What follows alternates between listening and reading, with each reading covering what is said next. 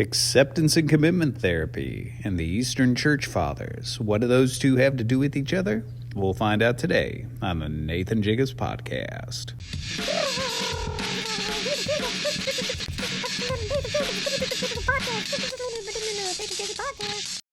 Hi, I'm Dr. Nathan Jacobs, scholar in residence at Vanderbilt and host of the Nathan Jacobs Podcast, and I'm inviting you to join my Introduction to Philosophy class starting August 7th, with lectures every Thursday at 7 p.m. Central.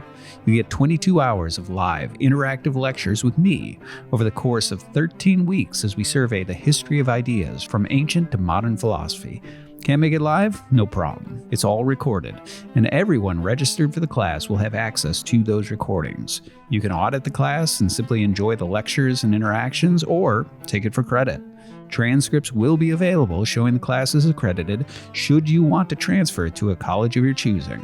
Register by August 4th. To sign up, visit myproffer.com today. See description for details. And a quick note about Proffer. Higher education is broken, and Proffer is working hard to fix it. You'll be hearing a lot about this company in the coming years. It's a tech startup aimed at revolutionizing higher ed through decentralized, independent learning. Why do I trust them? Because I'm the CEO. Our mission is to make accredited college courses available from the best educators in the world at a fraction of the cost, with maximal flexibility for both educators and students. Our website may look a little rough around the edges during this beta phase, but the education is world-class. We're bringing in professors from Notre Dame, Stanford, Northern Arizona University, and more just for our beta test. The courses go live in the coming weeks, but don't be surprised if, at the moment, you see only me and my course on the site. So be amongst the first to join the revolution in higher ed by going to myproffer.com and signing up for my class today. Now, back to the show. Welcome to the podcast, everybody, and welcome especially to my special guest, Adam. What's your name? Adam. That's great. Okay, that's great. Well, thank you for joining me here. And so, Adam, for my listeners, tell them who you are. So let's and here I mean both your credentials, but also some of your personal story that leads you to do the sorts of things that you do. And if you like how you and I came to know each other. So. Perfect. Yeah. It's such a privilege to spend time with you today. First and foremost, I'm Janin's husband of 18 years, and I was actually a foster parent with her in 3 states during my military career. So we fostered a number of different kids. And then I'm Adeline and Amelia's dad, so 6 and 2-year-olds. And, many people who follow your content online, I would presume, do so because you're brilliant and articulate, and you have a lot to offer to the world. You're a scholar, you're an artist, you have film. One thing that they should also know is you're the kind of man who would go on a goose hunt with my little girls at night around a retention pond, or marvel at frogs and chase after grasshoppers and hold their little hands and carry them about. And you're a good man. Thanks, and I've come to admire you so much more in getting to know you, the person, and not just your content. Thanks. I appreciate that. And your daughters are beautiful. They're beautiful, man. I'm so happy to Thanks know them. be to God. They take after their mother. Yeah. They didn't get my hairline. So, and then I went to school long enough to become a clinical psychologist. And so my dissertation focused mostly on assessment for kids in a child testing clinic. It's well known, and I teach, actually, I've taught in a number of different grad counseling programs, that people who self-select into the counseling profession tend to have higher levels of neuroticism and trauma exposure in their history. It's kind of like research is me search in some ways. And that's part of my story too, and so having experienced childhood sexual abuse for years, and then not really working through that until I was in a counseling center in college, I thought, well, maybe I'll work with kids. And it's probably a conversation for a different time. But eventually I did my residency program with the United States Air Force at Lackland Air Force Base in Texas. I got exposed to evidence-based practice modalities, including ACT, which I think we'll talk about a little bit today. I served for almost 7 years, a couple of different installations, all expenses paid, vacation to the Middle East for 8 months, which is lovely. Thanks to taxpayers like you. And then hopped out of the Air Force after my wife miraculously became pregnant. We had never thought that would be possible. Right. And it was the moment we realized that I also recognized I never want to go to the Middle East again and be away from home that long.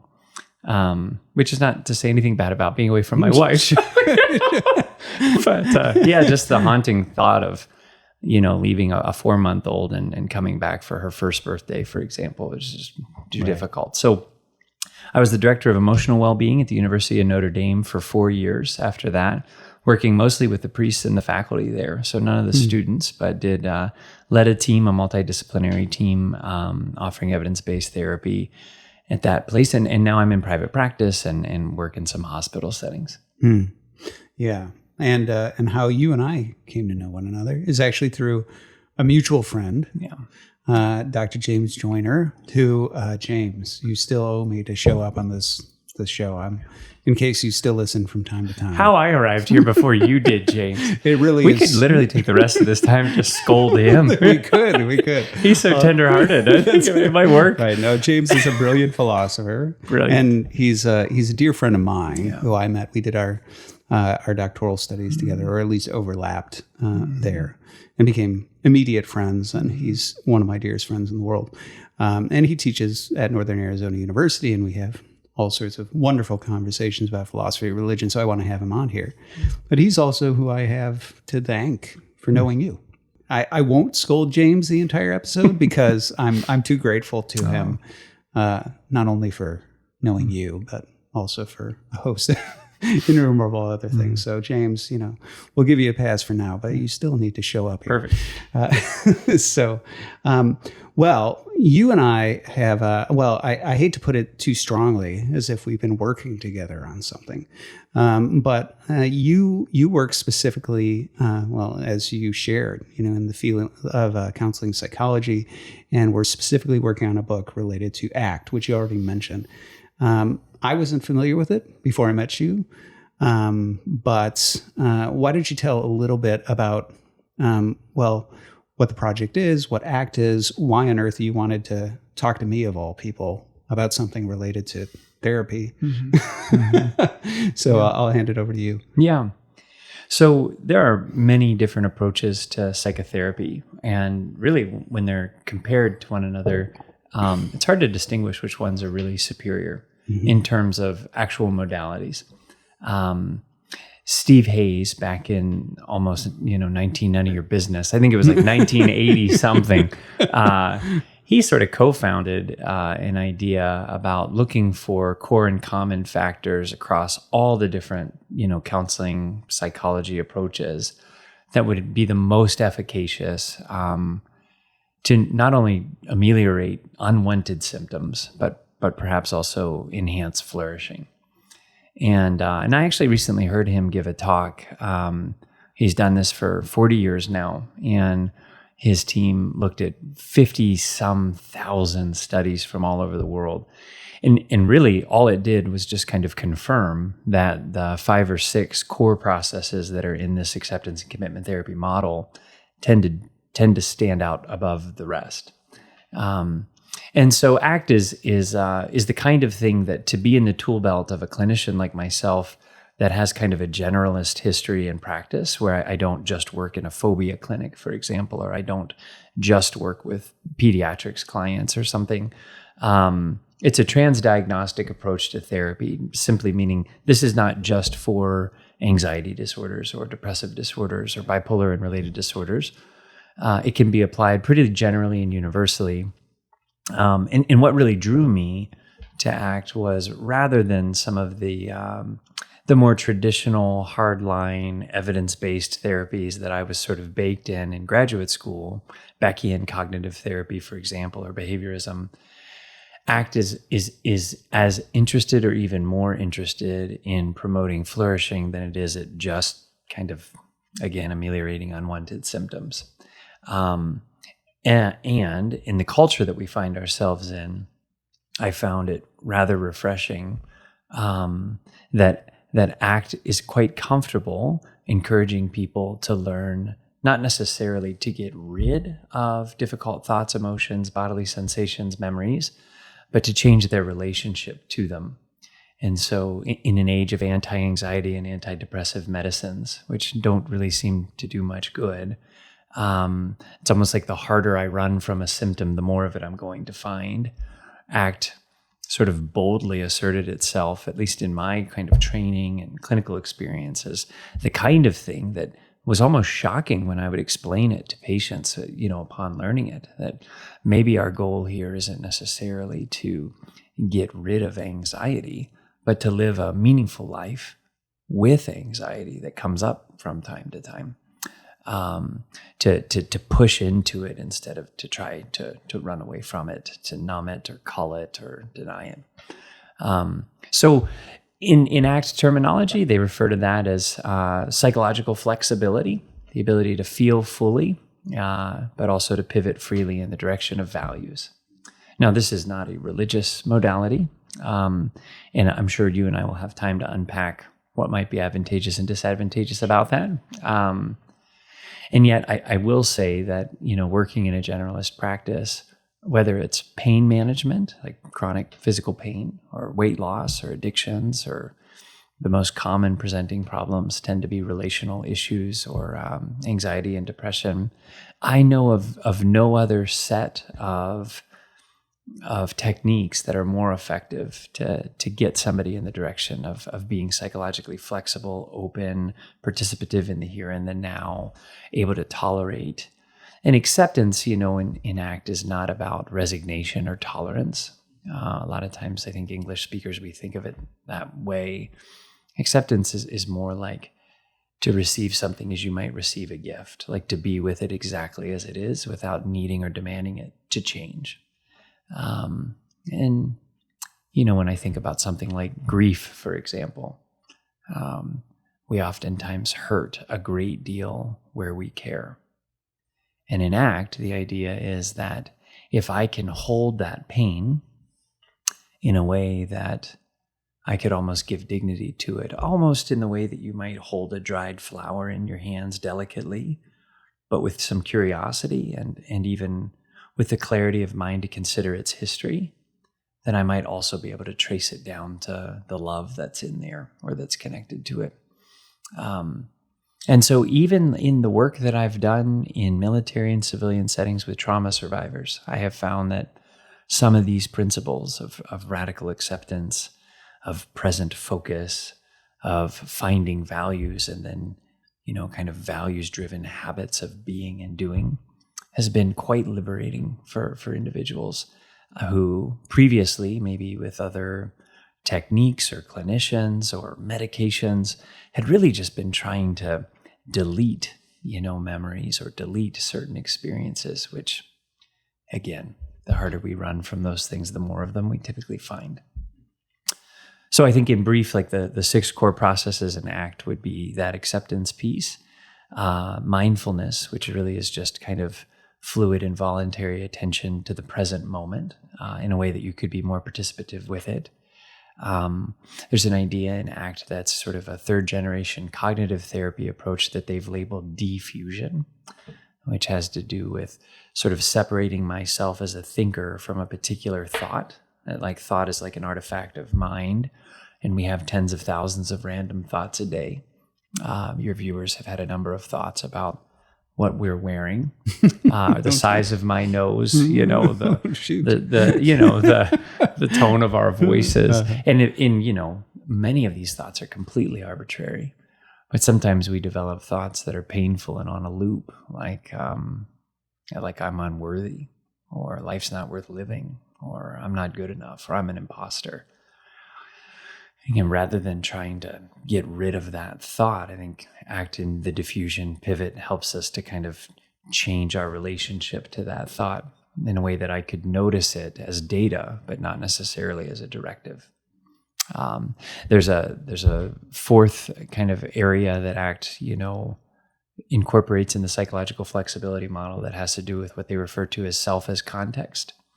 This is really sort of trying to connect in that present moment as a conscious human being with a history, to see yourself with perspective taking, but also to not be solely defined by your current circumstance. This is like the difference of saying like, I'm a person that has depressed feelings versus I'm a depressed person. And then the final two are values. And so these are the things that deep down really truly matter to a human being. Steve Hayes oftentimes refers to this as the just cause stuff. Like if you ask somebody, why do you care about that? Well, why do you care about it? Eventually they come to a place of, because I just do, and then committed action, which I hope we'll have a chance to talk a little bit about, is surprising to me in therapy, a helpful place to start for most people. A lot of people will come to a therapist hoping that a relationship might be different, or even sort of their subjective idiosyncratic experience of the world, emotion and thought could be different. Really the place that we might exercise the most agency is in what we choose to do. I'd love to share a couple of stories about how that kind of broke loose, access to some of these other things. So to contrast that, and I'm sorry to go for so long. No. Psychological inflexibility is when we're expending energy that goes in the opposite eliminative, subtractive direction of all of those things that I just talked about. So when you think about acceptance as being openness and willingness to hold pain and recognize it, the opposite of that, the psychologically inflexible part to that, would be a great deal of energy invested in the direction of avoidance. And again, I just think in the culture that we live in, for that to be literally part of the title of this, like every one of us could probably take stock of what the cost of avoidance has been and continues to be in our lives. Sure. And not just avoidance with chemical substances or some of these more extreme forms, but the cost of avoidance that walks us down, places of hiding. Or for example, rather than being able to notice thoughts as a thinker, to be so fused to thoughts that we're unable to differentiate ourselves, or the mindlessness piece, which is the psychologically inflexible component of being present. And so obviously, if you're living adrift of any kind of values, if you have no why, or even in terms of competency, many early psychological theories that were developmental in their nature made a great deal of this, the yearning for competence, to develop mastery. And yet, the average person that I interact with, and I interact with a clinical sample, but I think I've done this for 20 some years in hospital, military, and civilian settings to have had a representative sample. A lot of us deep down have like a tragic incongruousness with what we wish we could do in terms of mastery, like where we think we could be at the ceiling of our potential and where we actually are. And we live in this place of like, if only and what if, rather than finding ways through, again, hopefully steered by values, building habits in the direction of something bigger and broader than ourselves. Yeah. So part of the question I'm sure a lot of people are wondering is how on earth, you and I would be thrust together, aside from, the story about James, and why on earth there would be anything for us to work on together. And at least from my vantage point, and you can, if there's something from your side that you would add to the story that I'm missing. From my end, it really started because a dear friend of mine, who I trust, who listens to the podcast regularly, came to me, and he had mentioned a couple of episodes where I had waded into waters of talking with people about counseling and psychology. And I think he specifically had in mind the episode with Timothy Petitis. Oh, yes. And then Beauty also, guy. Yeah, that's right. And then also the fellow I talked with who had the book Diagnosing Demons, where he was a police officer, but also had a degree, a PhD in theology, and had really looked at this sort of the spiritual component of, certain, well, basically of demoniacs, and thinking like the fact that this is not really sort of a viable possibility within the counseling psychology space, that's a problem. And he saw it as a problem because he oftentimes found himself in environments where he thought it's pretty obvious that there's something demonic going on here, but that's not an option, from the perspective of the state. And so it was in that context, and some others, where I've talked about, certain criticisms that I've had of counseling, the field of counseling and psychology. And this dear friend said, look, I love your podcast, I respect you, all this sort of stuff, but I really think you need to have some conversations with some folks on that topic. If you're going to talk on that topic, some folks who can actually, speak with a certain amount of depth, and there can be a genuine give and take. And not to suggest that my criticisms aren't valid, but you need somebody who can actually be a genuine dialogue partner who's qualified to do that. And so I thought, well, okay, that's fair. And so when I thought, well, who could I talk to? You and I had only interacted really on a personal level, just sort of talking through different things, in my life, stuff related to James, whatever it might be. And so I thought, well, Adam, would you be interested in having a dialogue about this? And that's when I think that's the first time I said, well, I don't know if you've ever listened to my podcast, and then I pointed you to some specific areas where, whether it was anthropology or teleology or certain things like that, where I was leveling some of those criticisms. And we can get back to what some of those are. But, really my main concern was that so much of counseling psychology wades into waters of teleology, what is my purpose, of values, of anthropology, the nature of man. When using terms like healthy, unhealthy, it's actually in territory of metaphysics, and specifically teleology, healthy, unhealthy, normal, abnormal. Those are terms that, in their original form have to do with the forms and proper formation, the realist terms. And so my criticism and critique was largely that it wades into territory that is inherently metaphysical without having the metaphysical tools to navigate those. And in this sense, it can become presumptuous. As well as wading into waters that hypothetically, if we grant certain things like the reality of the sacraments, or, in the case of my one guest, demons and things like that, that it may be ignoring certain features of reality that are supremely relevant to the healing of the person. And that's very quick and very broad brushstrokes. But I pointed you to these different, snippets. Check out this episode, that episode. And much to my surprise, that was intended with an eye to doing this, what we're doing right now.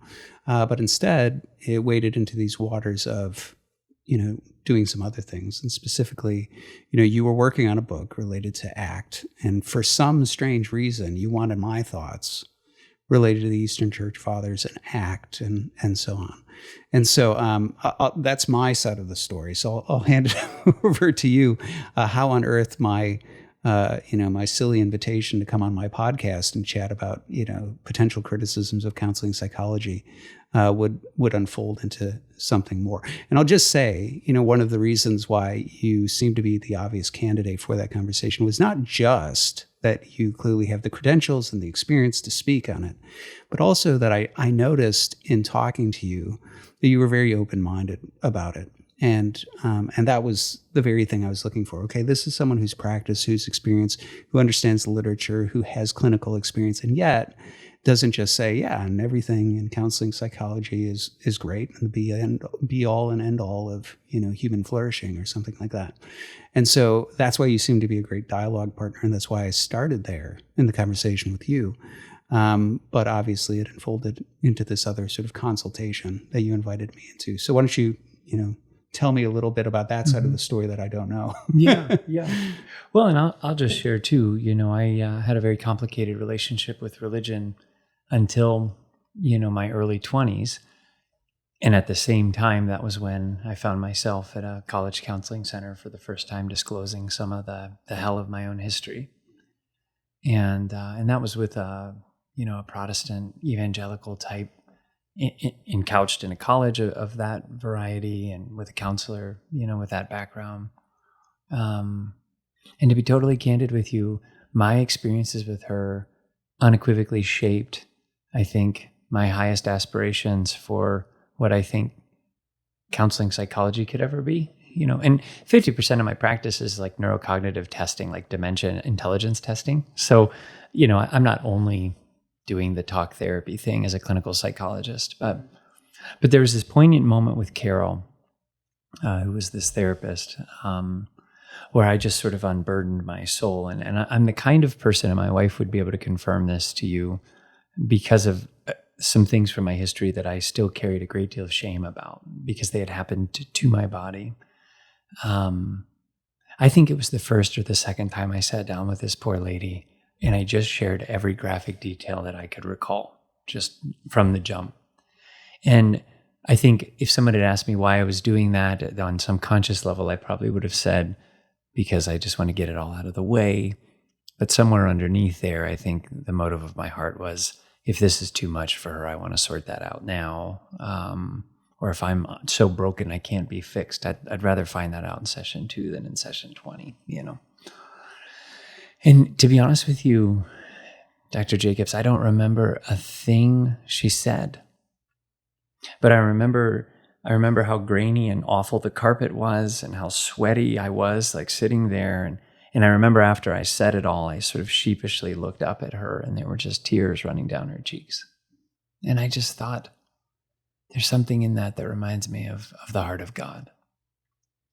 And I've got a lot of flack on social media and other places from like my community of, mental health people, which again is more neurotic than what you might find in an average sample, for, not necessarily disparaging, but leveling a lot of criticism, for example, at our diagnostic system.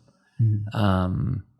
The buckets that we try to put people in are just... You're saying your criticism. Yeah, my criticism of it. Yeah. So, like in many cases, one of the things that has some resonance with me with an approach like acceptance and commitment therapy is that the expectation is that whatever is going to happen between a clinician and a person receiving the service is going to be targeted and hopefully informed by science, but not terribly long, and that we're not going to foster dependency. And at the end of the day, a dear friend is probably going to be more therapeutic than a therapist could ever hope to be. But if there are these sort of necessary, specific, and common factors that could be applied at a specific time for an individual to help them, then that's the business, like in a tailored way for them, that's the business of evidence-based practice. Now, simultaneous to you introducing me to like the gigantic manuscript from Petitsis, which I thought was just brilliant and I really enjoyed it, or some of the content that you'd already provided, my family and I was also sort of like regularly attending and becoming more curious and involved multiple times a week with an Orthodox Church.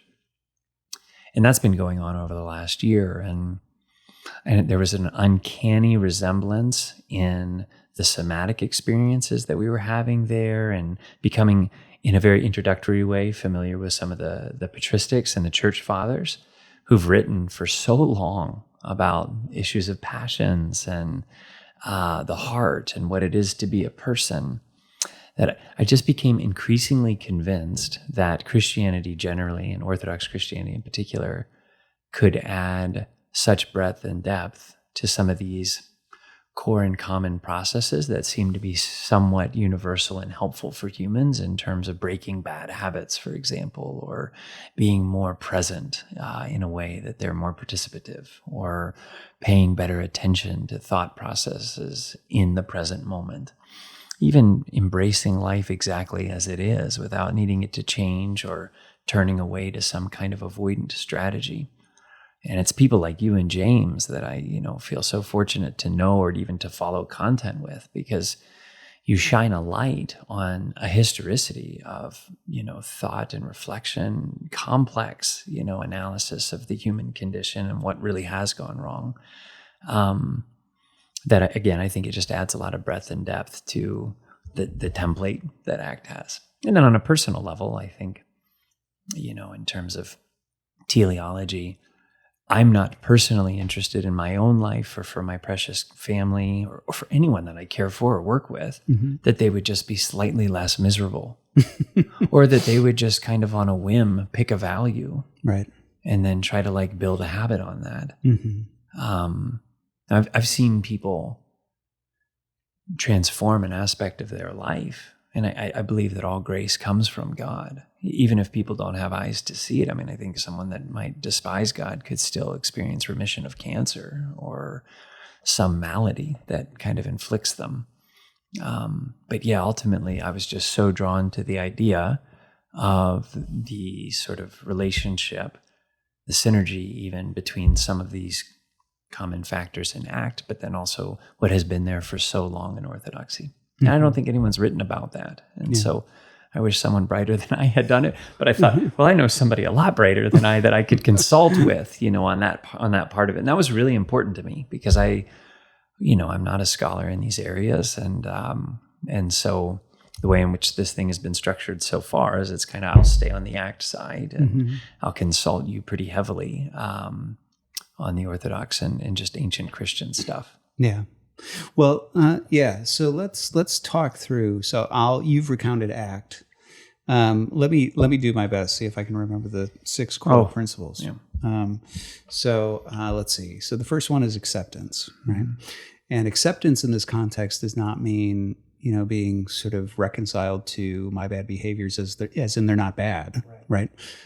It's more of an honest inventory of what's going on, current status quo realities about my past, about my present, and really rather than sort of hiding from that or trying to varnish it, actually accepting the reality of where I'm currently standing right now in this moment with these things that I'm about to face down. Fair enough in terms of the first principle? Yeah. Okay. All right. So the second principle, and I don't know what order they're supposed to go in, but I'll give them the order that sticks with me. Okay. So the second one then has to do with these thoughts. I think where I tend to go next in my mind when recounting this is maybe what you mentioned, number 4 or 3 or something, which was this whole diffusion, right? This notion that somehow it's important that when it comes to my thoughts or my inclinations, right, these behaviors that I'm looking to address, that I don't over-identify with them, where I think, I'll put them in metaphysical terms, right, that I don't think of them as essential properties of me, right? And that's critical because if they're essential properties of me, there's no changing them. Right? And so I have to look at them as in some ways changeable. They're accidental properties. If I'm going to, so in Aristotle, right, essential properties of a square, 4-sided, right angles, that sort of thing, whether it's 1 foot or 3 foot or blue or red is accidental, right? And so in this sense, ceasing to look at, certain thoughts or inclinations as if they are essential traits of me and treating them as accidents and for that reason mutable, changeable, and in this sense, I can start to look at them as something that there is room for me to begin to adjust. Yeah? Yeah. Or, I think if Hayes was here, and again, I didn't write this stuff. It's not my model. But Sure. I've heard him talk so much. I think for him, the idea isn't even that we would change these thoughts, but that we would change our relationship to them. Okay. Such that I might always, especially in a particular context, have the thought. I mean, I had them before we started the podcast. It's like, I don't belong here. and that's like a thought that that anyone who knows me could have easily predicted I'd have some insecure thought before we turn this on. Sure. But rather than saying like, oh, I stubbed my toe in the kitchen, I can't do it. Or just like hiding in my room or something, rather than pivoting towards, avoidance. It's like I can notice that my mind is having a thought like that and I can still pivot energy again. Okay, so the ways Hayes would frame it is he would suggest that, well, perhaps there's certain thoughts that may always be there. I'm not convinced about that part, but they'll always be there. Yeah. But even if they are, my relationship to those thoughts is to cease to either avoid, right? And that would be sort of a relationship to the thought or over-identify, where it becomes an essential feature of who I am. Right? Yep. And I think he would even talk about, in considering the history of some of the most painful thoughts we've had, at least a percentage of them didn't originate in our own minds. Right. Yeah. So it was a father who told us, you're a failure. And we've carried that drumbeat in our head on a loop, for a long time. Yeah. And so, okay, so we have the acceptance part, we have the diffusion part. Yep. And then there's also this part about self as context, Mm-hmm.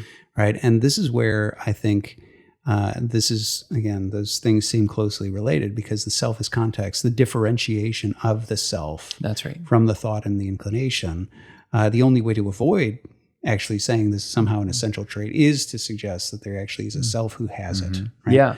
And they'll use language and act like the observing self, the transcendent self, the conscious self, the true self. I mean, I've heard ACT clinicians or, in seminars, they'll talk about that.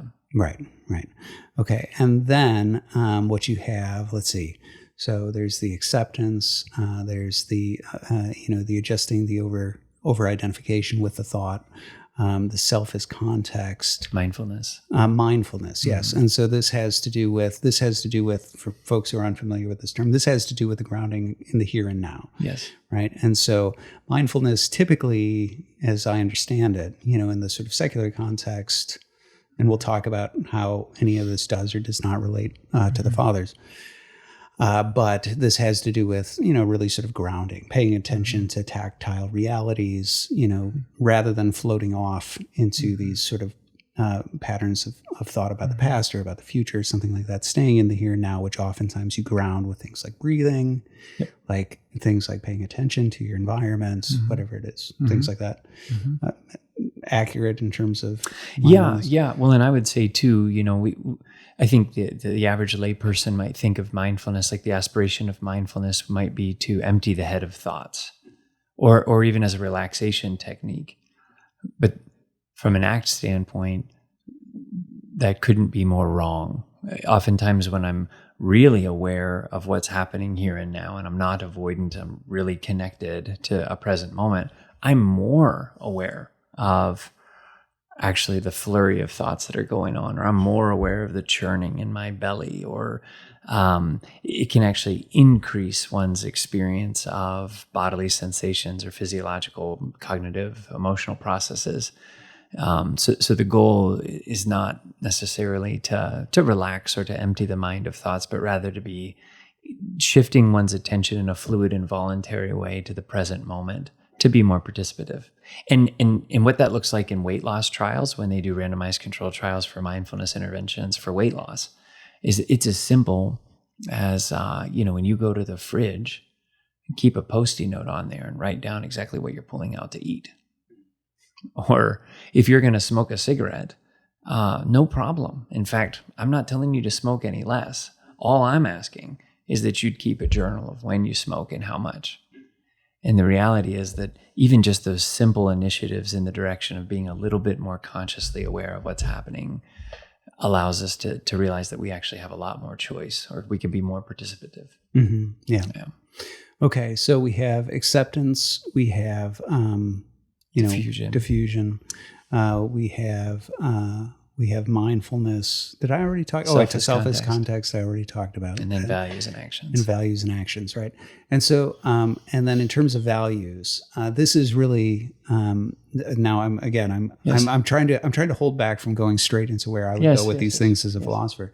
But essentially, it's suggesting that we oftentimes have competing values, right? And so there's a certain sense in which if we overeat or something like that, if we're using that sort of example, there's a certain value being placed on the pleasure that I'm getting from food, or whatever it is that I'm getting from food. But at the same time, there's this question of a true north, right? Like an orienting set of values.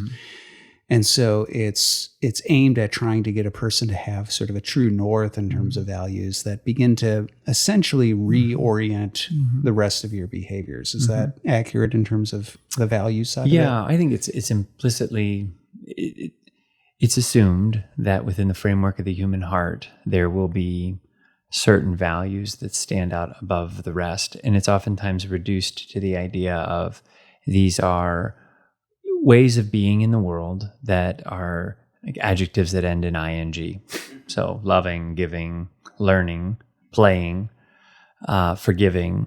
And then there's all kinds of, techniques that different clinicians have come up with over the years to help people to think about values in specific categories of their life. So Lundgren was a Swiss ACT clinician years ago who encouraged people to think about values as falling into 4 general buckets, like work and education and relationships and leisure and personal health. And you invite somebody to kind of talk about, well, what do you really care about in terms of those things? And then to what extent is your life congruous with the stated value? So if I say I care about my health, but I never sleep and I eat processed foods and I never move. Sure, right. Yeah.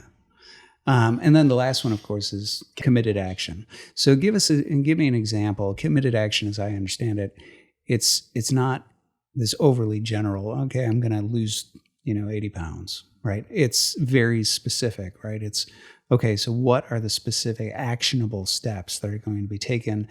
And I think, if I'm remembering correctly, it tries to make those very realistic. So it recognizes there's usually some sort of incremental nature to change in terms of long-term change, breaking habits. So a lot of this has to do with long-standing habits of thought, of behavior, of inclination. And so give me an example of what, committed action might look like. You gave me an example with regard to values, right, just a moment ago.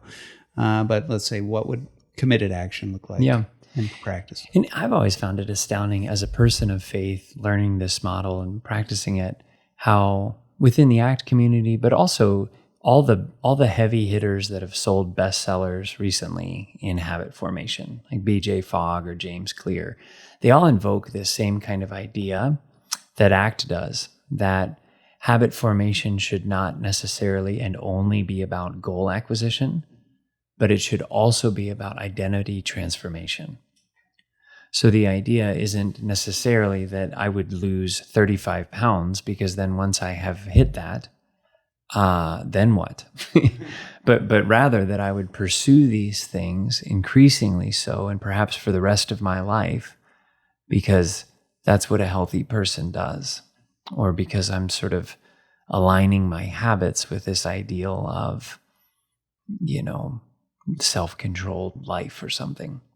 And so committed actions, they ACT really, because they've just taken these processes from lots of different modalities, they don't trademark any of them. And so, they'll SMART goal stuff. Is it specific? Is it measurable? Is it achievable? Is it realistic? Is it time, limited? And I think some of the wisdom of drawing on, the behavioral science of habit formation, whether that's in understanding cues for behaviors or ways to increase small habits or diminish negative ones, is that it creates a pathway for someone to start to recognize, oh, this is how I would do this. Now, this is an interesting place where I saw an unbelievable overlap with my experience in Orthodoxy, in that a spiritual father might meet with you and say, oh, you're interested in putting to death this thing that looks like a passion, or developing some fruit of the Spirit. Here's what you might do in the next week. And so, that in that frame, right, I saw a lot of overlap in terms of this is something that I would aspire to, not necessarily because I came up with it, because I saw a commercial about it that stirred my heart, but rather, this is something that I could aspire to because that's what it is to become more truly human. And here's the first step that I would do to get there. So I'd love to get there, but in order to get there, I need that sort of pathway process for the first 2 or 3 steps. Right. Yeah. So before we get into, because I want to walk through each of those sorts of things and share some of the things. Well, obviously, you've already heard my thoughts on these things. You've seen them in writing. But before I share some of those, just give me maybe if you could give a couple of stories. You mentioned wanting to share a couple of stories that might illustrate how you've seen what you've seen in practice in terms of ACT and how you've seen it be successful in the lives of certain people. Could you give us a tangible example or two? Sure. Yeah. I think by and large, one of the things that tends to have the most impact on folks who are unfamiliar with this modality is the thinking about thinking part of it, without necessarily needing the thoughts to go away right away, to identify the origin of some of those thoughts. Now, ACT has some really goofy ways in which they encourage people to do that. And Hayes would describe them that way. So he would describe this judgmental, problem-solving, overly analytical mode of mind as largely being evolutionarily derived, which can help us to engineer a way to the moon, but also is a self-sabotaging, self-inflicting source of suffering for us when we try to puzzle things out that really can't be puzzled out analytically. And we tend to berate ourselves and beat ourselves up. And, and so he'll encourage people, for example, to give that part of their mind a name. And it's like, well, for example, hopping onto the podcast with somebody that I really admire, with a bunch of people listening that are all likely have a higher, full-scale intelligence quotient higher than mine, although I could measure each of yours, so I guess I'm going forward. But, it's like you have that anxious thought, and Hayes would say, oh, there's George again. Thanks, George.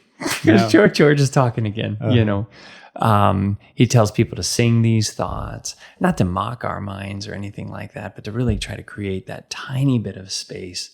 Susan David has a very similar model out of Harvard where she encourages people to kind of step out from a particular thought or an emotion so that we can better evaluate it. And that seems to be very helpful for some people. I also think, go ahead. Oh, I was just going to ask. I've heard, and so I know that there's one modality, I forget what it's called, but at least what it looked like, I should know what it's called, was some trauma therapy where you're essentially trying to ascribe basically personifications to different aspects of your, so if there's a judgmental part of you, a doomsdayer part of you, a part of you that's really sort of terrified and flees or, hides off in the closet or whatever, that they're essentially personifying that sort of thing. And it's almost like a family systems, but applied, all these different your parts own self. And I think for some folks who have been almost stuck in a stranglehold of self-sabotage and avoidance and shame and that kind of eliminative, subtractive mode of being, because they're constantly telling themselves the story that they're not good enough, or they're not the kind of person that could try that, or they're not the kind of individual that could learn to trust again or love again. This is actually written in every evidence-based treatment for trauma, is that when we experience trauma as children or big people, and I would argue that most big people are just big children in some ways, it fundamentally flaws how we see ourselves, our bodies, relationships, the future, and the meaning that we assign to that sometimes leads us, down a path of real misery. So without necessarily needing to find the delete button in the central nervous system, which no one has been able to find, and without having to turn to a frontal lobotomy or bottle in front of me, I think changing my relationship to those thoughts.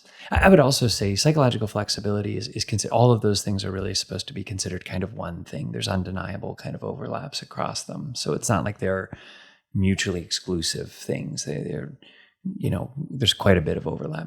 The other kinds of stories that really pop into my mind have much more to do with individuals that have tried numerous medications or different approaches, and even many of them ardent things like prayer and religious coping, and they remain compulsively addicted to something, be it food or substance or whatever.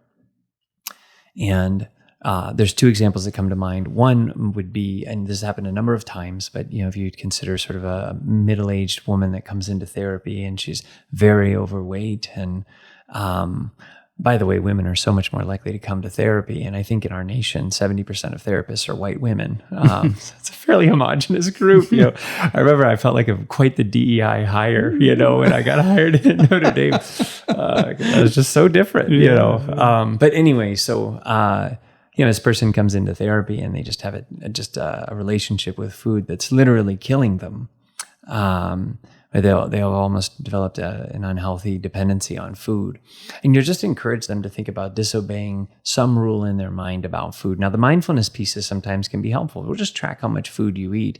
On average, when we track any behavior, from cigarettes to anything, if it's a negative behavior, it will reduce on average by about 50% just by tracking it in real time. Because we just become so much more aware that we're engaged in it. Even the smoker will start to ask herself, do I really need another one? I always smoke 2 after breakfast or on the drive to work, but do I really need a second? In these cases, sometimes we'll encourage people to do something which feels to them initially quite dramatic. For example, go to your fast food restaurant, order your large and most delicious favorite meal, take a single bite of it, and throw the rest away and drive off. Like, disobey that part of your mind that says, I always have to clean my plate, or I always eat the whole thing. Like, introduce something a bit different in that. And that can really trigger a tremendous amount of agency in a person to recognize, like, I never thought that was even something I could do. And if I could do that, then like, what else might I be able to do to disobey some of these habits of behavior? The third one that comes to mind, and these are really stirring for me because you get to bear witness to this in someone's life, is, you meet an individual, the person I'm thinking of many years ago met, average drinks per day was probably 20 standard shots of liquor, and would drink that way from roughly 3 p.m. until passing out. Now, this was a father, this was a husband, and it had reached a breaking point where it was, I'm going to lose my family over this. And rather than sort of this radical amputation of, you got to check yourself into a rehab, we did the committed action thing of, over the course of the next week, what if you drank a huge amount of liquor, but you never went over 19 shots?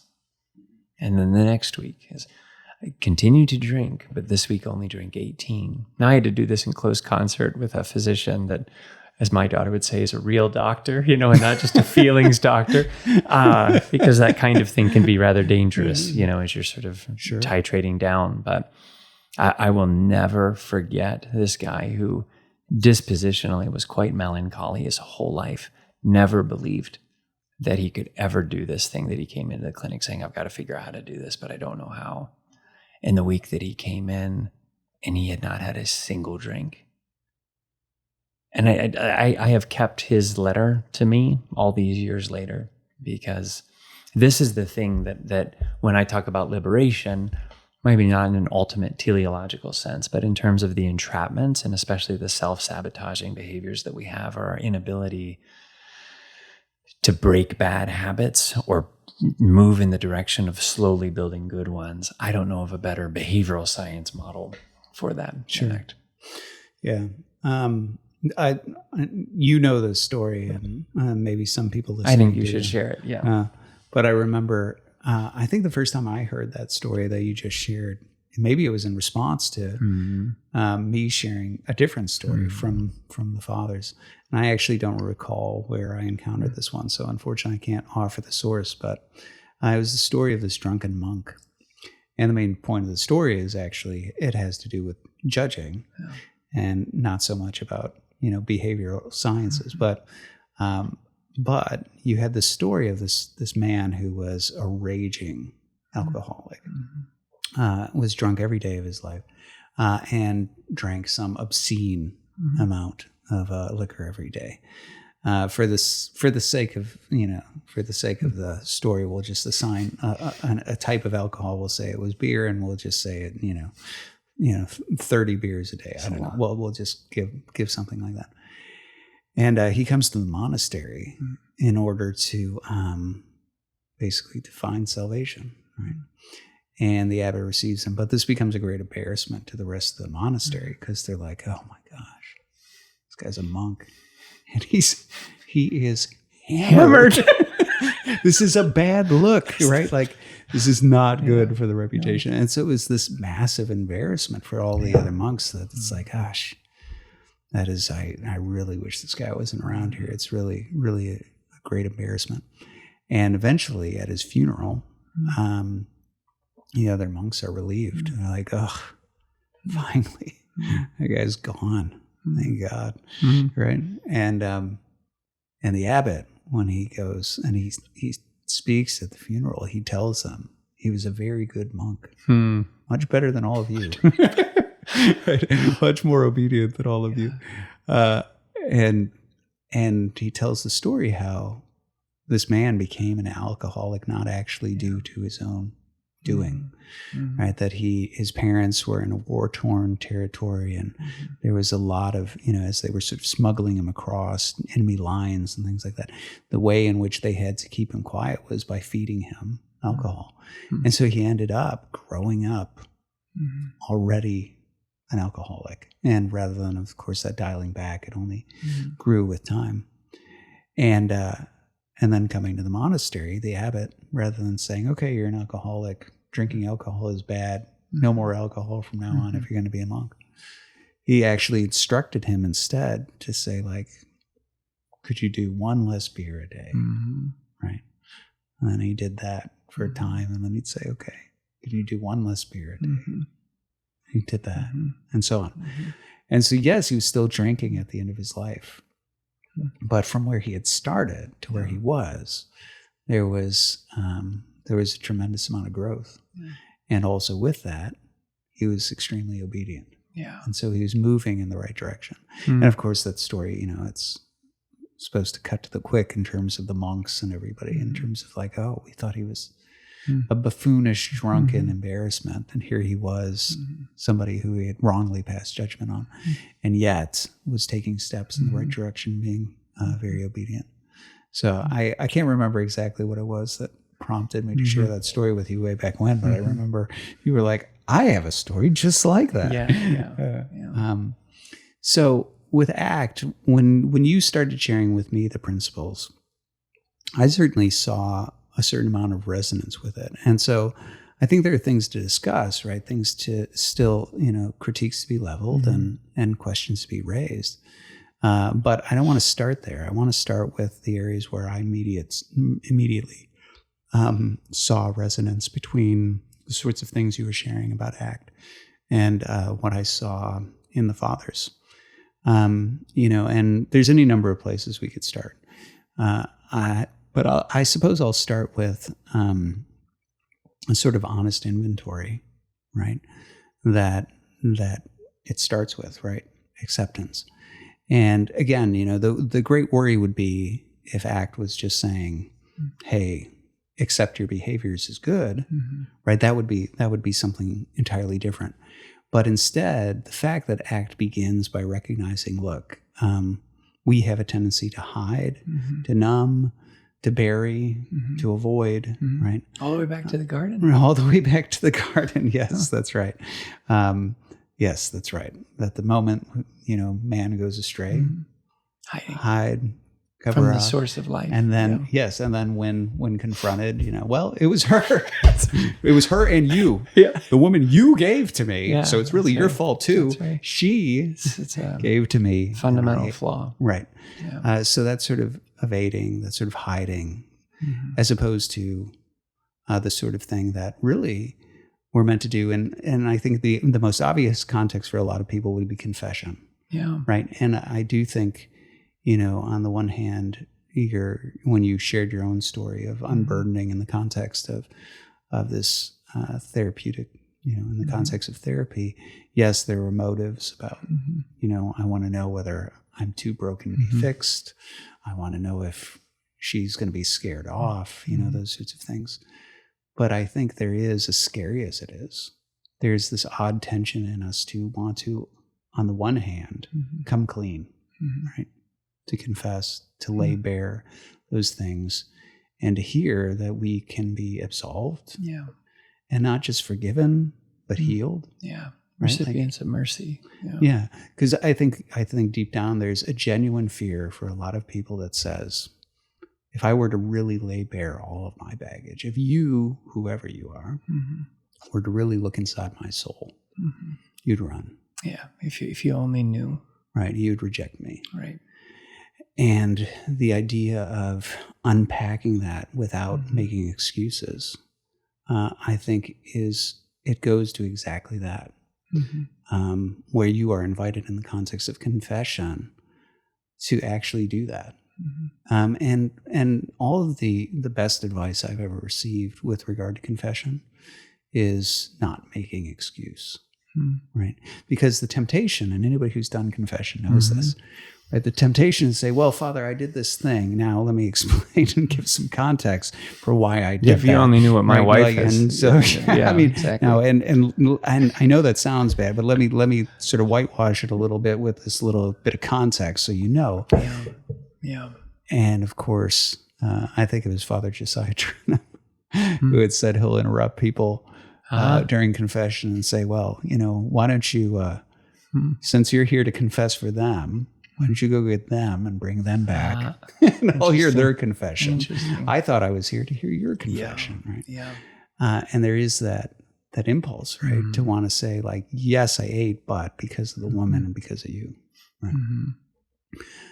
And there really is a call in confession to lay bare the soul without any sort of varnish.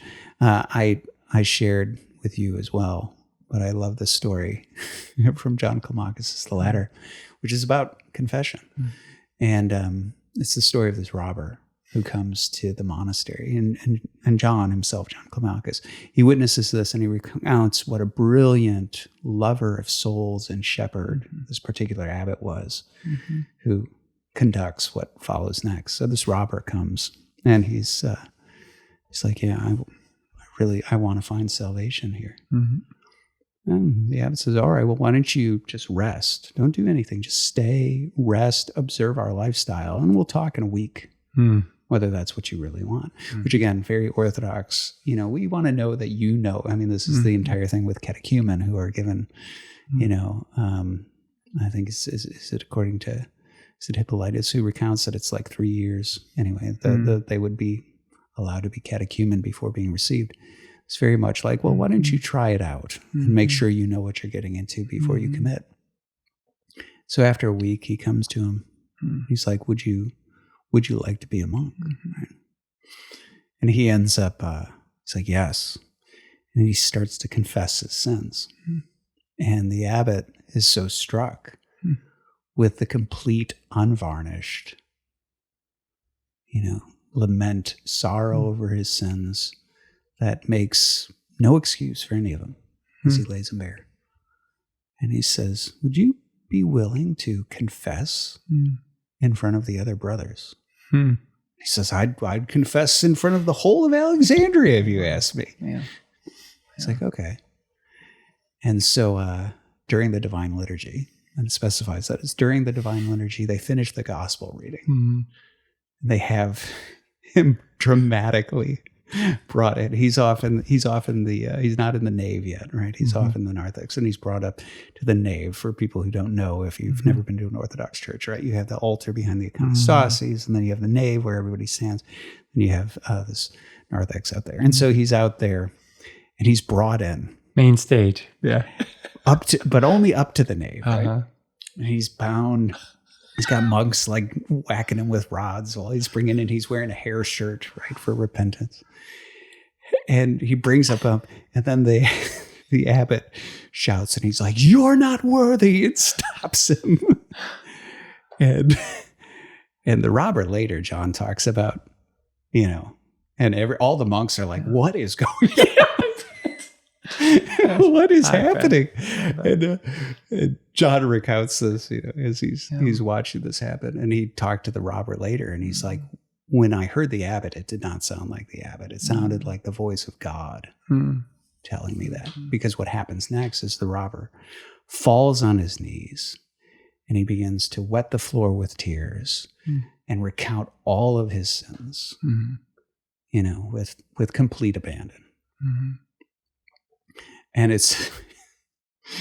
I have trouble not laughing when reading John's account of what he says. He confesses poisoning people, murder, and then he goes on and he talks about and deeds with both rational and irrational animals, and he's going into like bestiality, and then he adds like, and other things that are improper to commit to writing, and you're thinking, what left? Possibly be?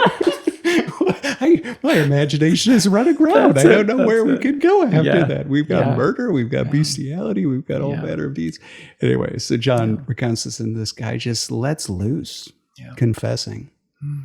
And then he tells him, like, loose him and put a habit on him and receive him as one of the brothers and pull him in. And John's asking him, why did you do that? And he said, because... And the reason was he wanted the other brothers to know what a good confession looks like. Because many of you haven't done it yet. Many of you have sins you haven't confessed. And I don't even know in that line if, the abbot is necessarily saying that you haven't come to confession, as much as it's saying you're holding back. There's things that you're still hiding away from God. Because in confession, if you listen to the words of the priest, right, he's saying, I'm just a lowly and unworthy witness of what you have to say before our Lord. And you're confessing in front of the icon of Christ. You're confessing to Christ, not to him. And he's just saying, some of you still haven't done that. Not really. You're still hiding away parts of yourself. And so I think confession is the obvious connecting point with that. And I think that is an important part of, I think that's one of the reasons why at the start of the spiritual journey, if you were to become an Orthodox Christian catechumen, move from the catechumen to being a newly illumined, right, baptized, chrismated Christian, you do a life confession. That's the first thing you do.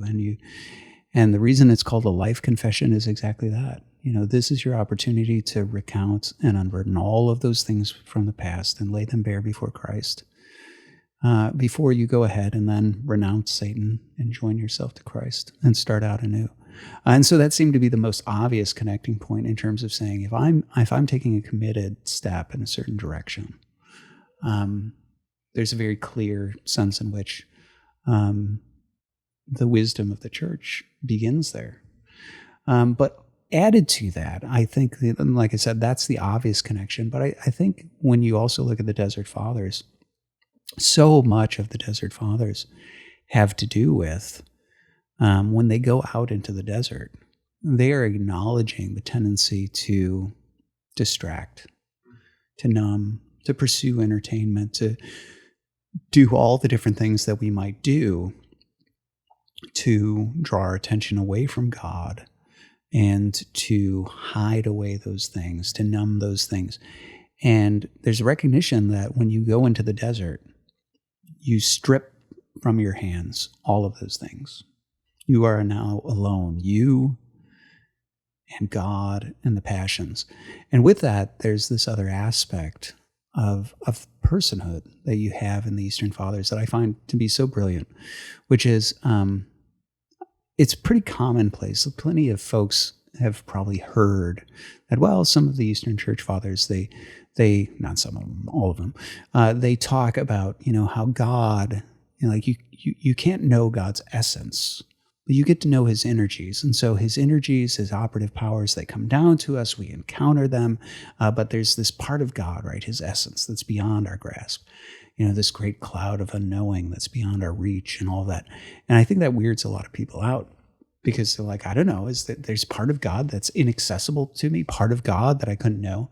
And obviously there's, these tethers to all the way back to Moses, where God himself says, you can see my back, but you can't, no man can see my face and live. But the thing that I found so intriguing about the Eastern Fathers is they think that's not just true of God. That's true of my knowledge of you. So Basil, when he's talking to Maximus the philosopher, not Maximus the confessor, but he's writing to Maximus the confessor, he brilliantly, before prepping to get into some of these other topics like the divine energies, he's like, I just want to tell you how good it's been to get to know you from your operations.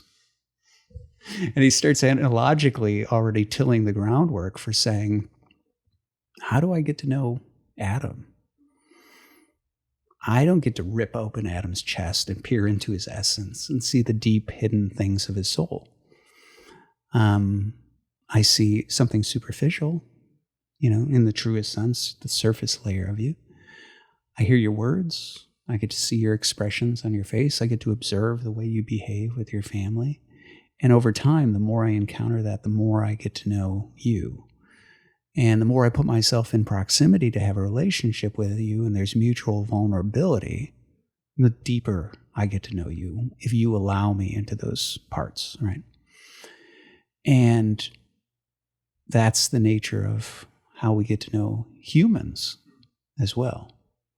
And that's the very thing that Basil points out when he's dealing with like the Eunomians. He's like, why are you guys saying this is weird, that we wouldn't know the essence of God? Like you'd be slandering me if you say I don't know Timothy because I don't know Timothy's essence, but I do. But I don't know Timothy's essence. And this is the part that I think is really important when it comes to acceptance. And that sort of first step, that first element of it, is that Basil also says, I don't even know myself. And obviously Basil, sure, I know myself, I know my own mind, things like that. But there's a sense in which anyone who has spent time digging into their past, journaling, thinking about their own thoughts, thinking about their own histories, thinking about their sins, or even just experience life where they've encountered a trial or something like that has forced them under pressure in a way they haven't been forced before, they discover things about themselves. And those things could be good, they could be bad. You could discover I'm very courageous. You could discover I'm a coward, right? And you don't really know until put under that sort of pressure. And that's really Basil's point, is that he has what Vladimir Losky calls this deep ontology. He talks about that in his book on divine vision. This deep ontology where the fact is that there is a depth to the human heart and to the human mind and the human person that we don't even fully know. We are things that we don't fully understand. And obviously you could do this in a scientific way and say, well, we don't fully even understand what's going on the subatomic level and things like that. And you could talk about just on the physical side, what we're made of. We don't fully understand how that works. And Basil does do that. I forget which homily it's in, but he's like, yeah, there's a lot of tubes in there. He's like, I don't even know what they all do, but they're in me. They're part of me, right? Yeah. But there is this recognition of that. And it's funny that one of the proof texts for original sin or total depravity that a lot of folks in the Latin West use from Jeremiah about the heart is, desperately wicked. In the Septuagint, which is how the Eastern Fathers would have read it, it says the heart is deep, and it is the man who could understand it. And that's that deep ontology there, right? And so with the Eastern Fathers, stepping away into the desert is in many ways putting you into, Athanasius, whenever he talks about St. Anthony going out into the desert, he talks about him like an athlete, right? And I think it's John Cassian who also talks about it as like the great sort of gymnasium, the training ground for the soul, the desert is. And it's because it strips from your hands all of those tools that you have to distract and to numb and to not look inside. And then it puts you under pressure. And the demons come for you. And the passions come for you. And you find out a lot about yourself. And that right there, I think, is, when I looked at the first step of acceptance, that was the first place where I said, yeah, I have resonance with this. I think you're right to see something of the wisdom of the Eastern Fathers there that says, we're not talking about acceptance in terms of whitewashing our past or saying that our bad behaviors are good. We're talking about acceptance in the sense of taking honest inventory of where I'm at, of what I'm experiencing, what's inside of me, and what's my history. Exactly. Yeah. But it baptizes it when you take into consideration the theology and the tradition of the church. Right. And it creates a place where people don't have to rely on a clinician necessarily or a self-help manual. But there are guides and there are traditions and unbelievable resonance there. And I think importantly too, most related maybe to the drunken monk story that you talked about, where here's a man who has a history that we wouldn't wish for any child that we really cared for. And yet he could be with that history and even the after effects of that history and still participatory within, the things that he felt called to do. And I think that there's something really beautiful about that, where I don't have to pursue avoidance or hiding. I reference the story of Mephibosheth from the Old Testament in my book, where he gets his legs broken, and 15 or so years later, we read of him in Lodabar, a place of no pasture, no food, no hope. That's the place that we arrive at after trauma when we are hiding. Yeah. And So for folks who maybe are not quite so literate in the Old Testament, Mephibosheth, so who is he? Tell the story of Mephibosheth. I love this story. Yeah, It's a great story.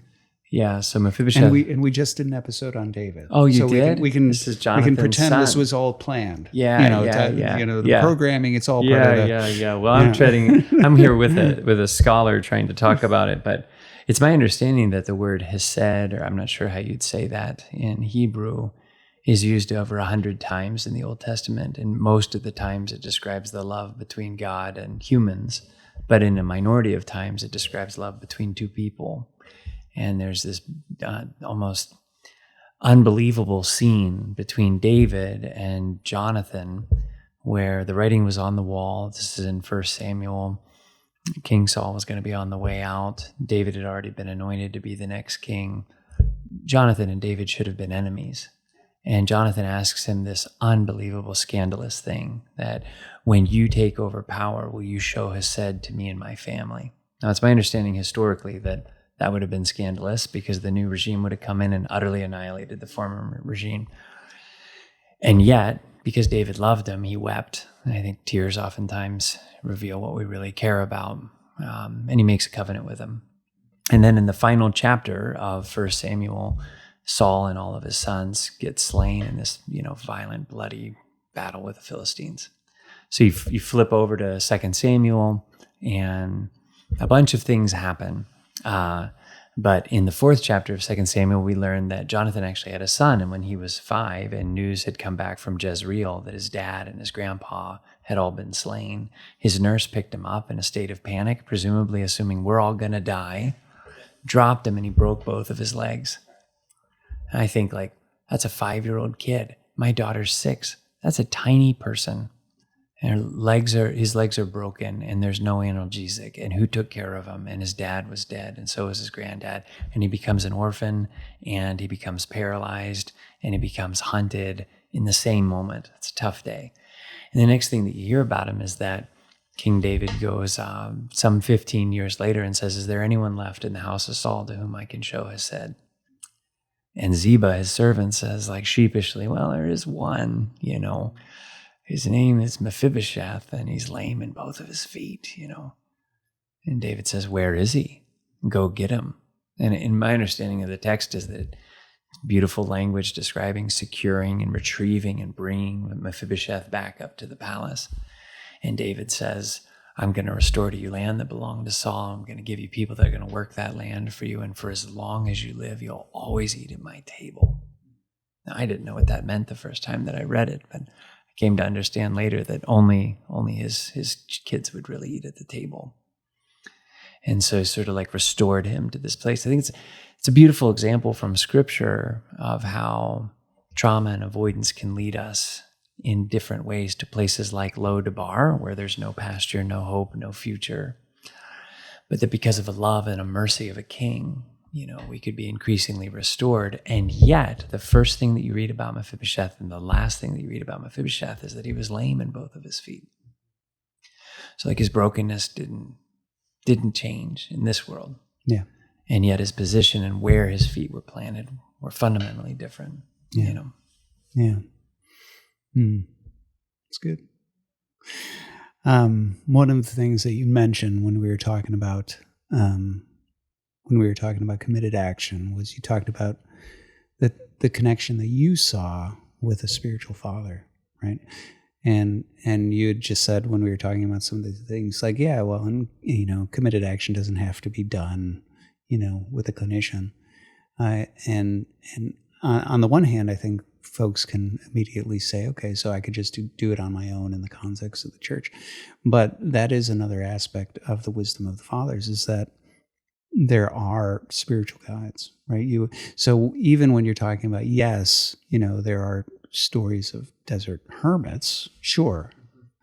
But that was not typically where a person would necessarily start.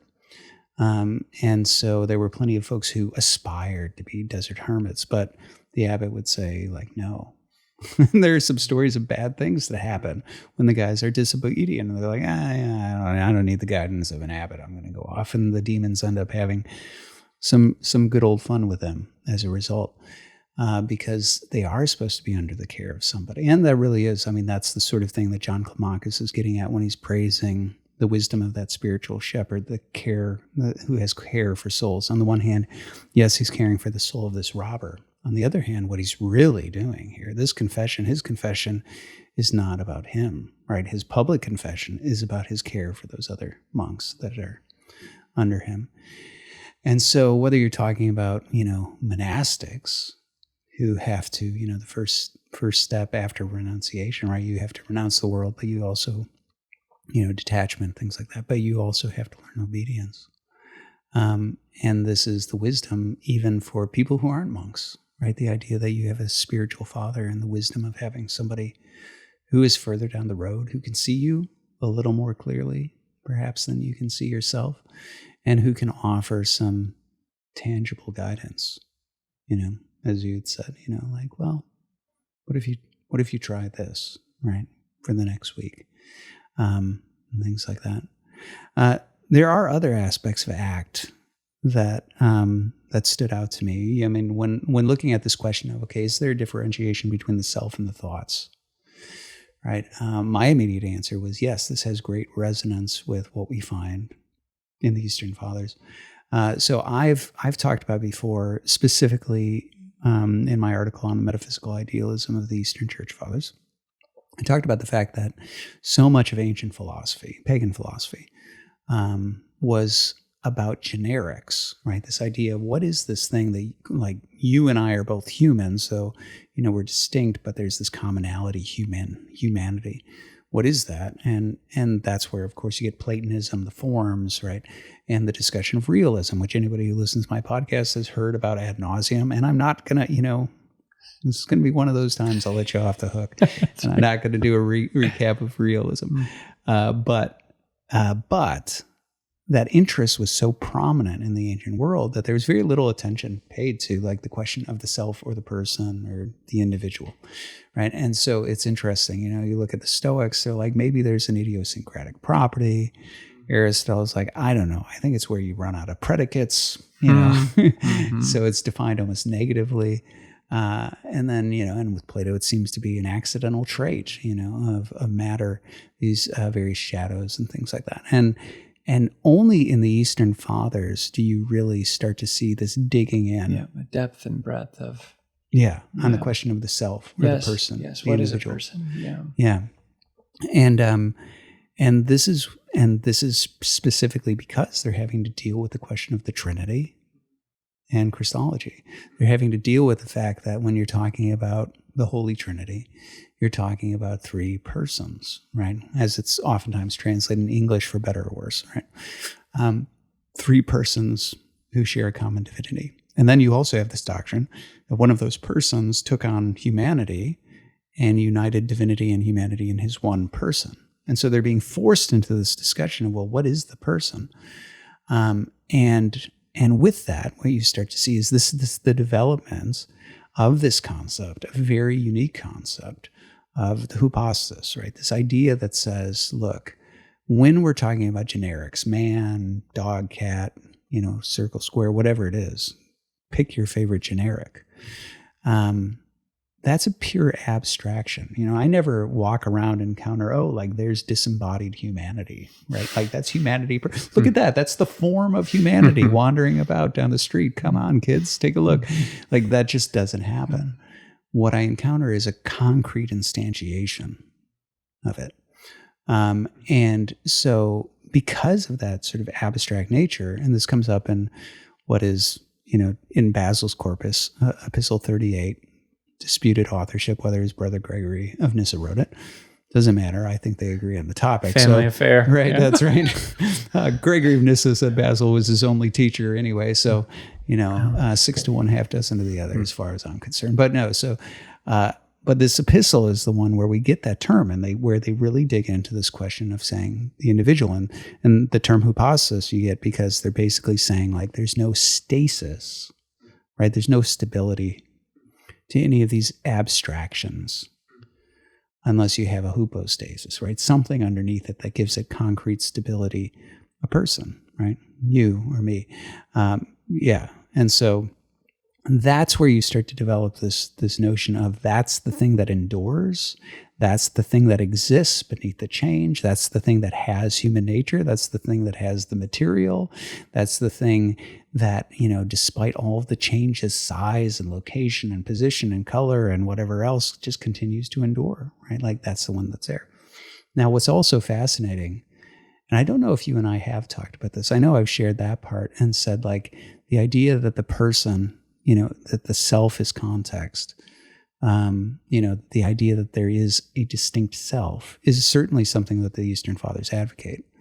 And then the differentiation between, say, the passions, which are something that are experienced, or thoughts, especially things like logismoi, right? Like that's certainly within them. I want to come back to, and I'll just sort of tease it here, but we can come back to it when we get to values.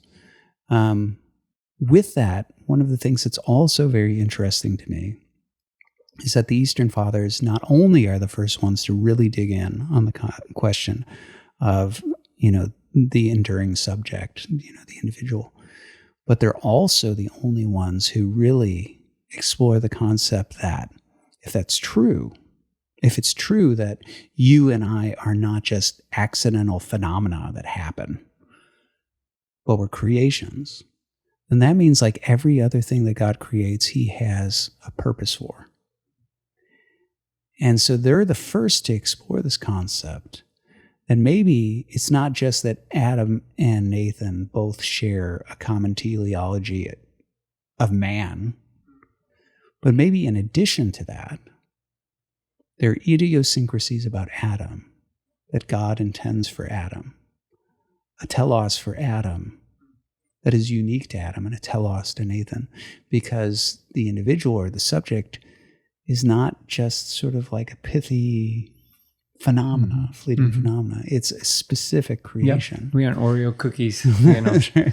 And I've heard you talk about this where you say all saints become saints, but they're all distinct in particular ways. Right. Yeah, that's exactly right. So I want to come back to that maybe when we talk about values, but that's exactly right. Yeah, the saints all attain perfection, but they all look different. And that really is, I think, an important feature. But yes, but let's start with this whole differentiation between clearly the entire notion that I, as an individual, experience passions, but I don't have to give in to them, which is pervasive in the Eastern Fathers. I mean, it's everywhere in their spiritual writings. And that, of course, goes back to St. Paul. And just for anybody who doesn't know what a passion is, right? Like you can think of them as reflexive animal responses to external stimuli. And so we perceive things to be good or we perceive things to be bad.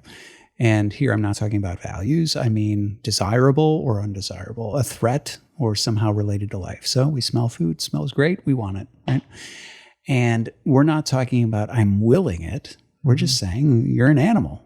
My dog smells, I don't have a dog, but you do. Yeah. Well, your dog. She smelled the same hot dogs we ate. Right. Piper smells something, Piper wants it, right? Yeah.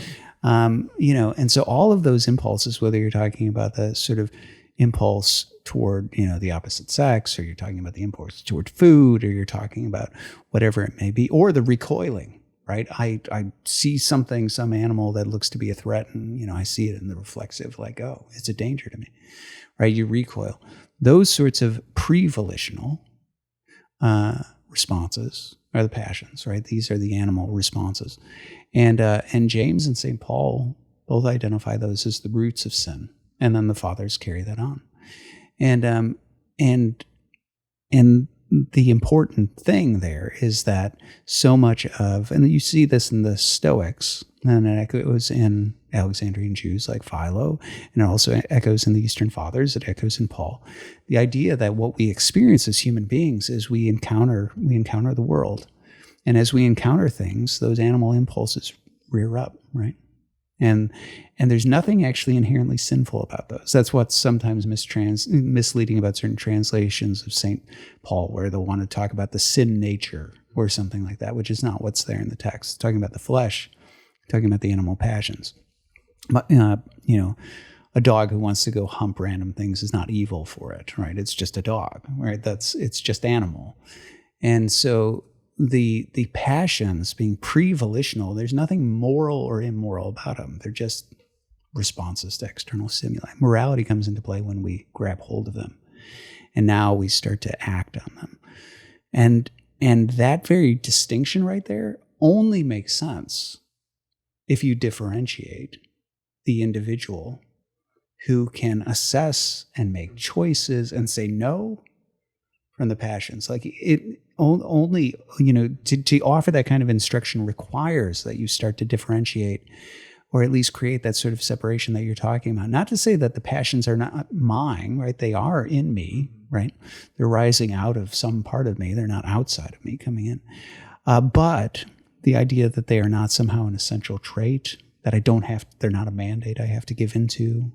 And the entire goal of cultivating apatheia, which originally, most people who know about this know this from the Stoics, but it's a term that reemerges in the Eastern Church Fathers, is this idea of cultivating a habit of being able to experience a passion and not immediately give into it. It's not that I'm numb. It's not that I don't care, right? It's that I've cultivated the ability to experience a passion. It's assailing me, and it doesn't immediately translate into action. Now, the contrast, of course, is the hot-headed person. The moment you take them off, they're right. They're in a rage. That would be somebody who lacks apatheia, right? But the person who can, be hit with something that's upsetting and not immediately react and assess how they should respond and whether they should give into that or say no, that's somebody who's cultivated apatheia, right? And that's the thing that we're trying to reach out for. That obviously, I think, only makes sense if you go ahead and you engage in this sort of what I think diffusion is trying to get to when it comes to things like thoughts or behaviors. Now, added to that, of course, is on the thought side. Mm-hmm. Logismo I mentioned, right? Yes, that's important for you to mention that. Yeah, this is the suggestion of many fathers that and this is oftentimes associated with Evagrius Pontus, but who's an Origenist, so you take him with a grain of salt. but he's not far from the only one who talks about it.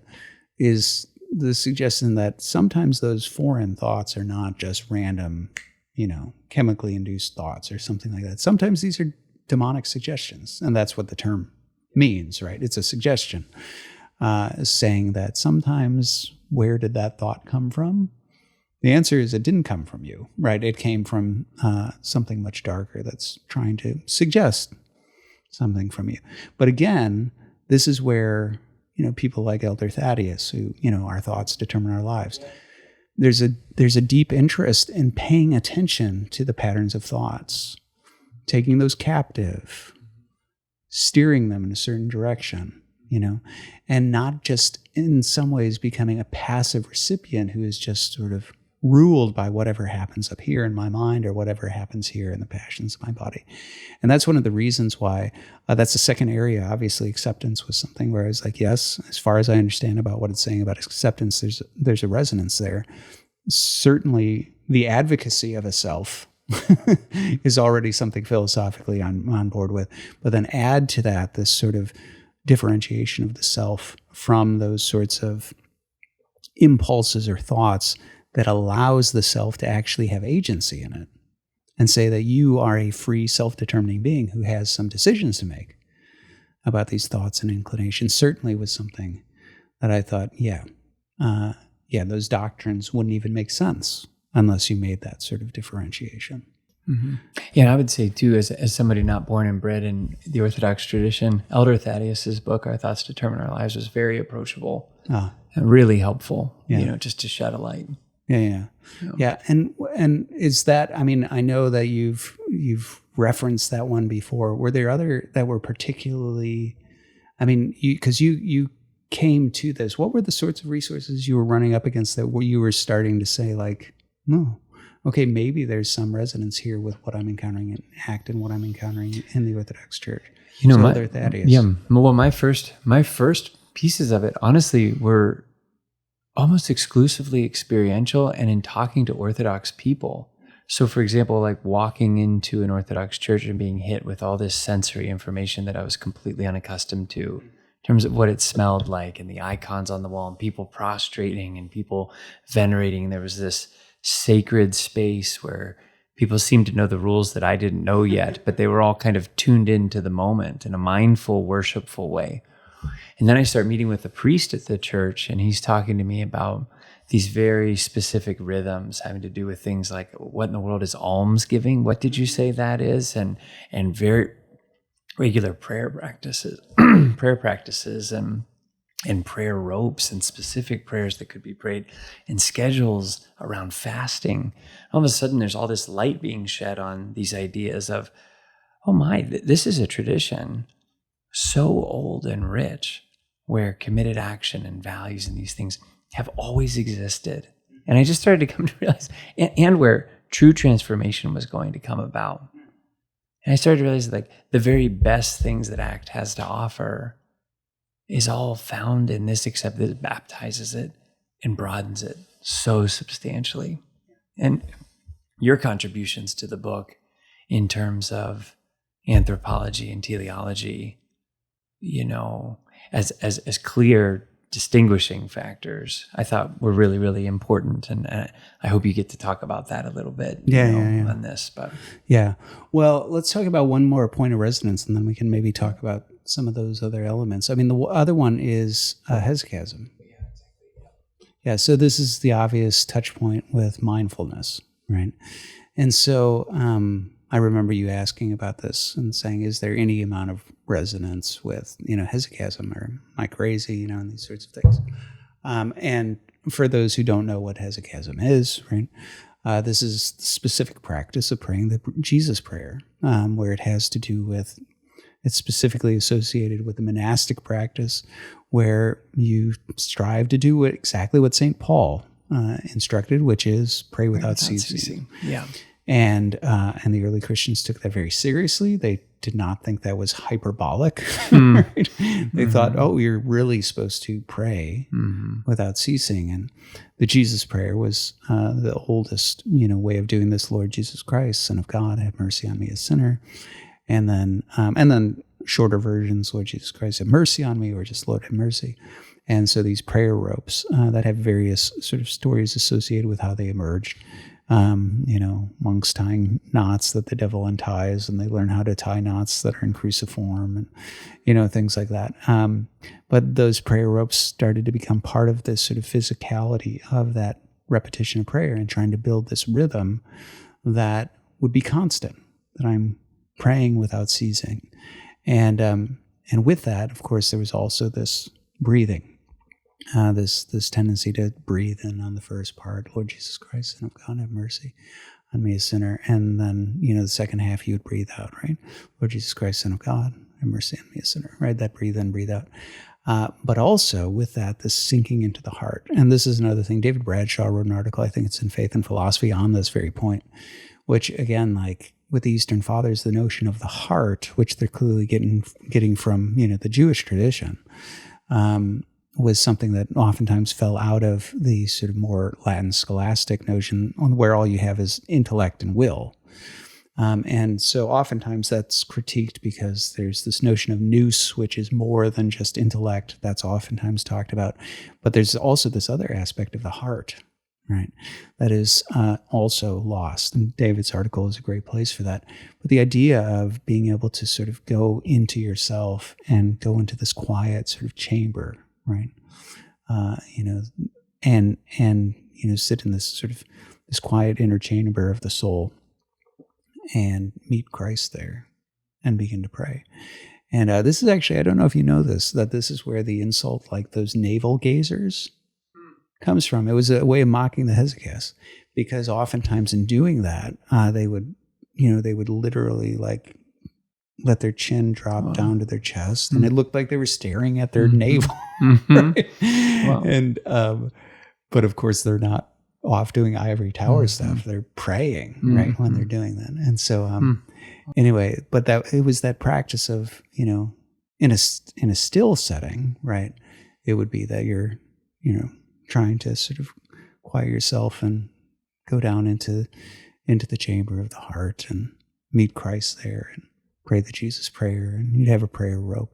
And there's certainly something that is incorporating the body into this, right? The stillness of the body, the breathing, tactile nature of the rope, all that, the repetition of it, and bringing the whole person into this act of prayer. Of course, those who master it, right, they end up doing it all the time, right? So you have all these different stories, different documented stories of monks who go in for surgery, and while they're under, they're still muttering the Jesus prayer while they're, and there are different monks who you'll see, painting icons, and you can see their lips going, while they're doing it, whatever it might be. And so certainly hesychasm is something where, rather than being sort of carried off by, whatever thoughts might assail us, or sort of thinking about, the passions and all these sorts of things, it is this perpetual sort of grounding in that sort of way. Now, this, of course, does go to one of the, the criticisms that it wasn't a criticism of ACT. I don't want to frame it that way. It's an acknowledgement of a certain danger that I see with drawing too close of a parallel. And the danger that I see is that it's a danger of creating a type of non-realist spirituality, right? Where what happens is we turn confession into just a way of accepting, right? And we strip from it absolution, right? And in that sense, it ceased to be about God. It's just about unburdening myself, right? Or we change hesychasm from being about connecting with God through prayer. Yeah. And we turn it into a certain type of physical, grounding that's mindfulness.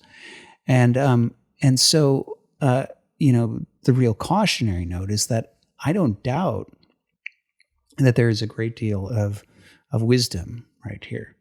But there's sort of two different levels of concern and critique, or if we call them both critiques, I guess there'd be two levels.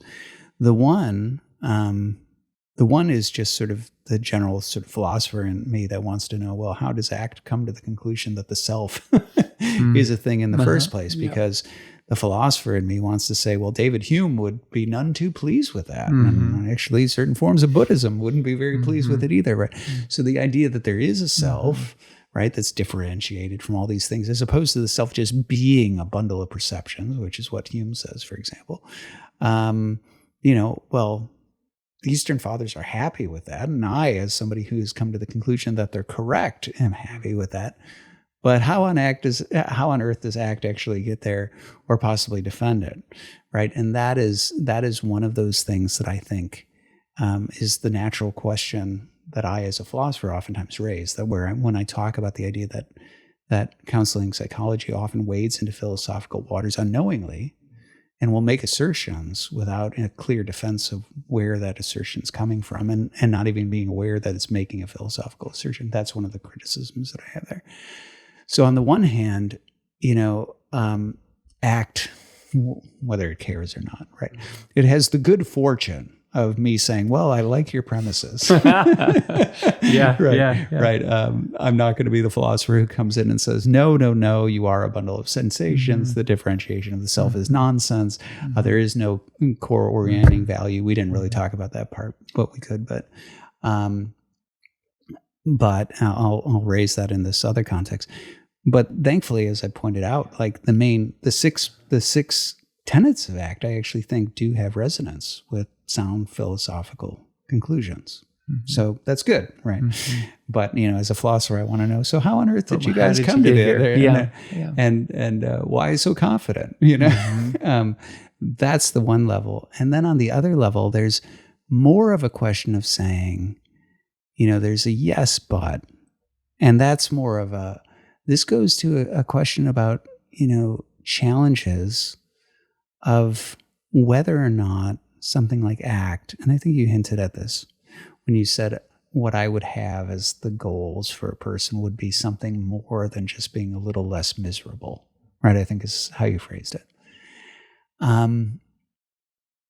if it's really true that the human condition is broken and we are a dying species and we're a shadow of what we are made to be, and that the pathway back to that really does involve reconciliation to God, baptism, union with Christ, the gift of the Holy Spirit, those sorts of things, those sacramental realities where we become reunited with Christ, then,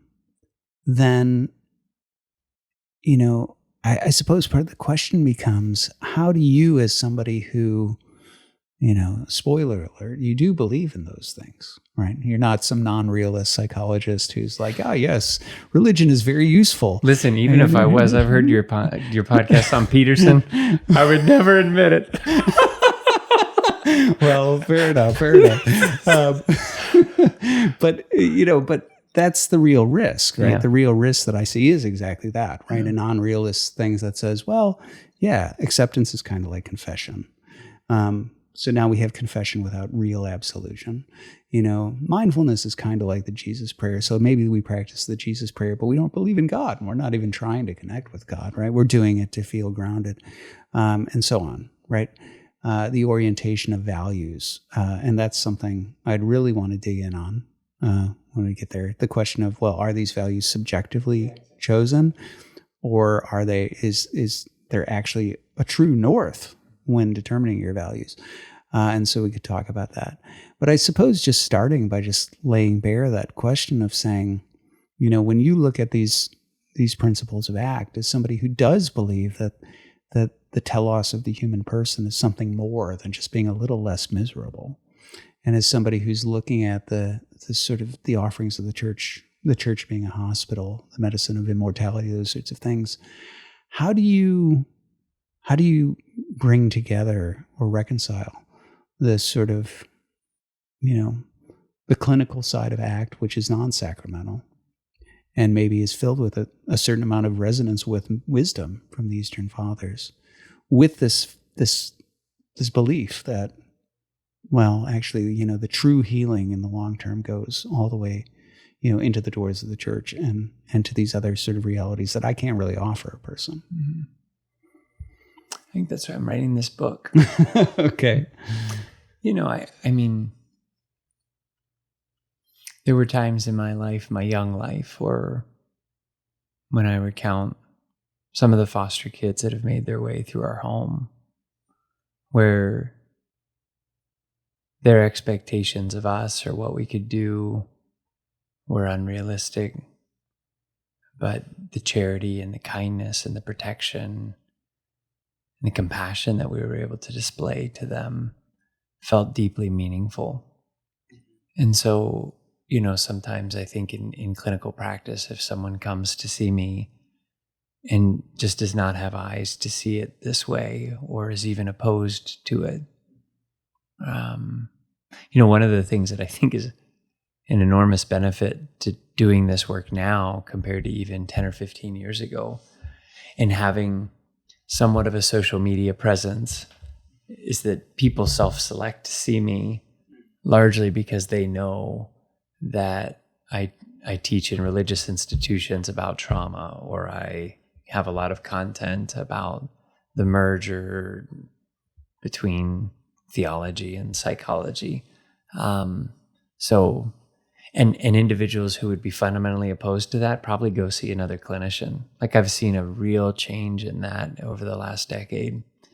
And people seeking me out specifically because they're interested in incorporating religion and spirituality. And I'm so stirred when I think about some of the individuals that I've had the privilege to accompany, albeit for a short time, as they started taking some of these principles inside the ACT model to do the very thing that you just described, where things like fasting and confession and almsgiving and regular church attendance, these things became part of the absolute plan towards wellness and restoration. And where our aim wasn't that they'd feel better about themselves or that their self-esteem, and to be honest, and not to make a straw man out of ACT, I have explicitly heard Steve Hayes bemoan any kind of self-esteem agenda or movement, because really when we try to puff up depressed people with self-esteem, they almost become suicidal because it has the very opposite effect. And so the language that he would use is that we would, from an ACT standpoint, want to bolster self-compassion, which he would say is the Kristen Neff kind of trifecta of being mindfully present, of being connected to values and that you'd have for someone else. So for example, what would I tell my kid if they were going through something similar? And the third arm of that escapes me. Even that, though, so enormously subjective, and it begins and ends just within the self. And so it's like a very common thing now, given that people look up their docs online before they come see them, on Facebook, on LinkedIn, anywhere they can find you. That's oftentimes in the first session something someone's clarifying for me. And I understand that you value Christ. I've seen some of your content, or I've seen, the places where you've taught or whatever. My first book that I wrote is a Christian clinician's guide to adult survivors of childhood sexual abuse. And so people will see that and they'll say, tell me more about that, right. So I think in cases where people don't have eyes to see it, I prayed that they would recognize some sort of refraction in me that is therapeutic and helpful in the space that it's in, and that God might use that towards drawing himself closer to them and them to him. But many cases, the people that I'm working with for therapy, are aware of my background enough that might even be one of the reasons why they're reaching out. Yeah. So, and one of the things I definitely wouldn't want to suggest is the idea that it's a full sort of binary thing, right? And by binary, I mean the idea that, you're lost and you're saved, and it's as simple as that. And God isn't at work until you're through the doors of the church, right?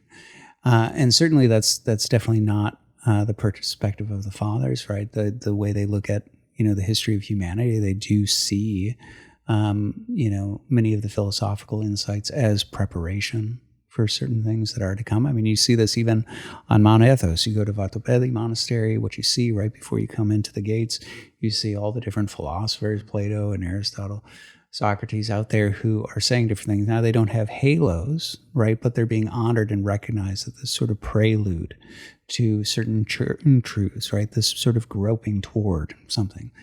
And certainly in our own lives, right, that's macrocosm in terms of humanity, and certainly in terms of our own lives, we can talk about, I certainly wouldn't say that God was absent in my life, right, until I became Orthodox or something like that. Clearly, all of the different things from, my bad LSD trip that sends me on a spiritual journey and all my philosophical wanderings and things like that are all, I see the sort of synergistic activity with God in terms of moving me in a certain direction.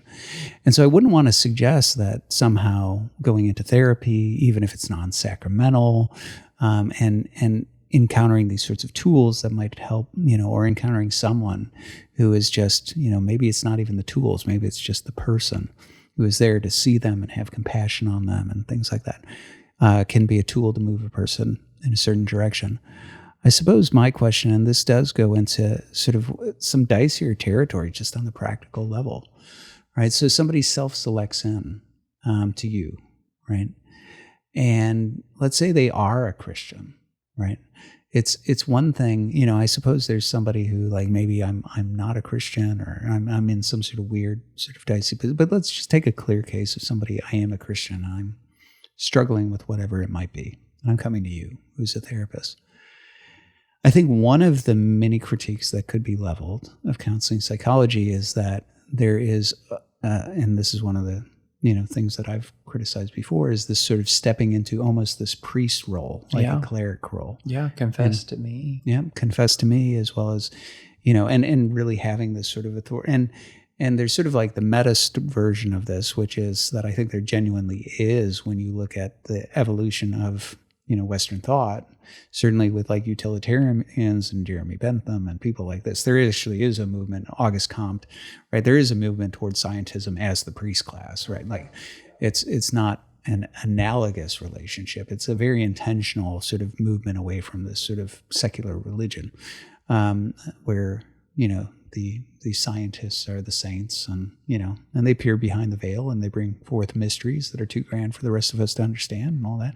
And so then the therapist becomes sort of the, my cleric and my priest, who I confess to. He gives me guidance. He will help give me, get me well. And we can even go so far as to say when we get medications involved, those are the sacraments to help give us strength and so on, right? And so I suppose my question would be, it would be sort of a two layers to this question, right? The one is how you, as somebody who I presume, and maybe I shouldn't presume, but I presume you don't see yourself as a priest in a person's life. Mm-hmm. Correct me if I'm wrong. You are not wrong. Okay. So there is sort of, I know in a Protestant context, this is probably easier. Totally. Yeah. Yeah. Because if I'm a Protestant, I'm just kind of like, well, I don't have a priest, right? There aren't these traditions about spiritual fathers. Maybe there's such a thing as somebody who's a mentor in my life. Mm-hmm. But for them, there's a greater fluidity to like, maybe you can step into this role, because anybody could step into this role, right? Yeah. But once you're in a tradition like Orthodoxy, where there actually is a formal role of a priest and a spiritual father, I suppose there's sort of the practical question, and maybe this is too new for you, right? Because you're only exploring this, right? How do you deal with that balancing act of, I'm here to help and be an instrument of God's grace in your life as much as I can, but I'm not your priest, right? And that's something I actually have to do. I don't think a lot of people look at me and are like, oh, Dr. Jacobs is my spiritual father. But I do have to say oftentimes to say, like, look, I don't speak on behalf of the Orthodox Church, and nobody's priest, right? Like, go talk to your priest about these sorts of things. So there is a natural tendency for people when they connect with somebody and they think, oh, you can offer some guidance or some help to naturally try to elevate them. With symbols of authority as well. Oh, yeah. Right? Call me doctor. Right, absolutely, right. Who cares if it's a doctor of feelings? Right, that's right. Who cares if I can fix your body? And you're paying a lot of money, so there's all these symbols of it. I'm sitting there with a clipboard, and I'm usually dressed in a turtleneck, and I have a diploma on the wall. That's right. Absolutely. All these symbols of authority. Right. Yeah. So I suppose there's sort of a twofold question here, which is the one is like, how do you navigate those waters of being that instrument without moving into the role of priest and making sure that they don't put you into that role? Yeah. And then I guess with that, and again, I don't know if you yet have all this sorted yet, but what do you think the ideal relationship?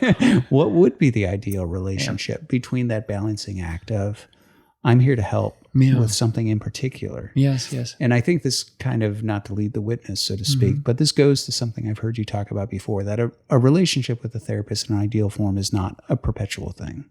Yeah. So I have a couple of thoughts. I don't know if any of them will be helpful, but one would be, I really can honestly say to you, some of the worst human beings in terms of immorality, self-control, were mental health clinicians. And I've worked with a lot of them. And I say that, and sometimes people are like, how dare you, but if you worked in the same industry for over 20 years, full time, then you would have quite a variability. But I also like to share that in conferences or in places like this, because I think our culture has increasingly given so much credibility and deference to, counselors and social workers and psychologists and psychiatrists, assuming that they're all well-trained and they're all well-intentioned and they're all probably like really helpful. And the reality is they're not. And I've had nightmare experiences taking foster kids, for example, to therapists, or being proximate to what happens to kids because I'm doing therapy with their parents and I'm getting this, information about what their experience was. The second thing I would say is that like a secular therapist actually doesn't have nearly the landmines that a quote Christian counselor might in terms of blurring the lines. The third thing I would say is that even the very secular American Psychological Association says two things that I think are really relevant in our ethics code. the first thing that comes to mind from that is that it's actually unethical for us to foster dependency in people. And so our goal really should be to apply the common factors and the specific factors in an evidence-based way to do whatever good we can and then get ourselves out of the picture. And that's how I've always been trained in that kind of short term. And like, for example, for those who might be listening that have maybe been skeptical of therapy or have only learned of therapy from, what they've seen in movies or whatever, when you think about something as complex and difficult as something like post-traumatic stress disorder, the evidence-based therapies that have been studied and found to be effective for that range in terms of the number of hours that someone would invest in that kind of therapy from about 5 hours to 12 hours. So, if you're doing 60-minute appointments, you're talking 5 to 12 appointments. And if these therapies are going to be helpful, they will have been by then. And there's lots of early terminators because it's already been helpful. And so, things like that, when it's helpful, it usually helps pretty quickly. And then, the third thing that I would say is, or the second things from the ethics code is actually that in terms of multicultural awareness and sensitivity, which is a huge issue of ethical responsibility, maybe the most important one, awareness and sensitivity to spirituality is writ large in there. In fact, if clinicians don't ask about that and encourage, participation with that, not necessarily in the therapy room, but just generally, then they miss the mark of what they're called to do in terms of understanding someone from a biopsychosocial cultural standpoint. And so I think it's actually quite natural then. And one of the reasons why I will use, even though my lens might be different than a secular ACT clinician, if I'm going to do a values clarification worksheet with somebody and I know that they're a Christian, for example, whatever variety, and it comes to personal growth and health, and they're talking to me about, what's important to them, these become very natural places for me to kind of nudge them back into the direction of spiritual disciplines within the framework of their faith tradition. Where like, you're not going to fast with me. Or like in my Protestant roots, one of the things that I think is really fascinating about that is like the really serious-minded Protestant people in the faith communities that we belong to, like the old ladies that did all the Bible studies and the quilting groups and that kind of thing.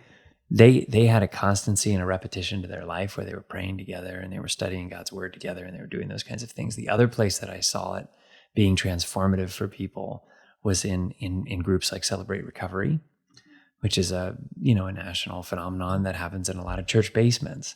And it's very similar to the AA model, except there's a little more theology to it. And it's groups of people coming together for the purpose of confessing and support and accountability. And there's a regular rhythm to it. The thing that is just drawing us inexorably into orthodoxy is that every bit of that has existed for thousands of years, and everybody does it. So it's not like you got to be a church lady to, meet with the pastor once a week, and it's not put on you to figure it out in your daily devotions or that kind of a thing.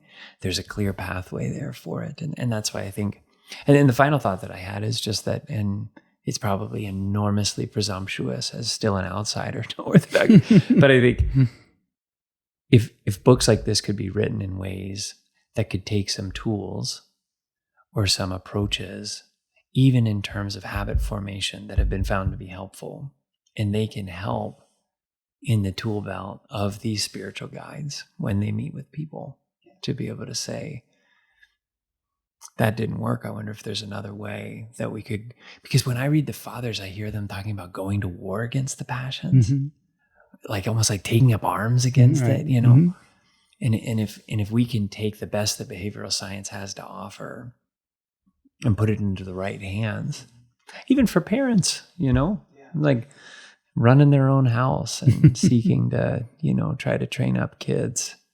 I think these things could be helpful in that process of becoming more human or becoming ultimately little Christs. Yeah. Well, here, let me take the alternative side and actually, I told you explicitly when you asked me whether I'd be open to working with you on that project. I told you explicitly that was actually my hope, right? And it wasn't so much that I was like, oh, okay, so there's a bunch of wisdom in ACT that you can't find in the Fathers. But I recognize that for a lot of people, the Fathers are just this vast well, and they don't know where to even begin. Never even heard of them. Right. Maybe. Yeah.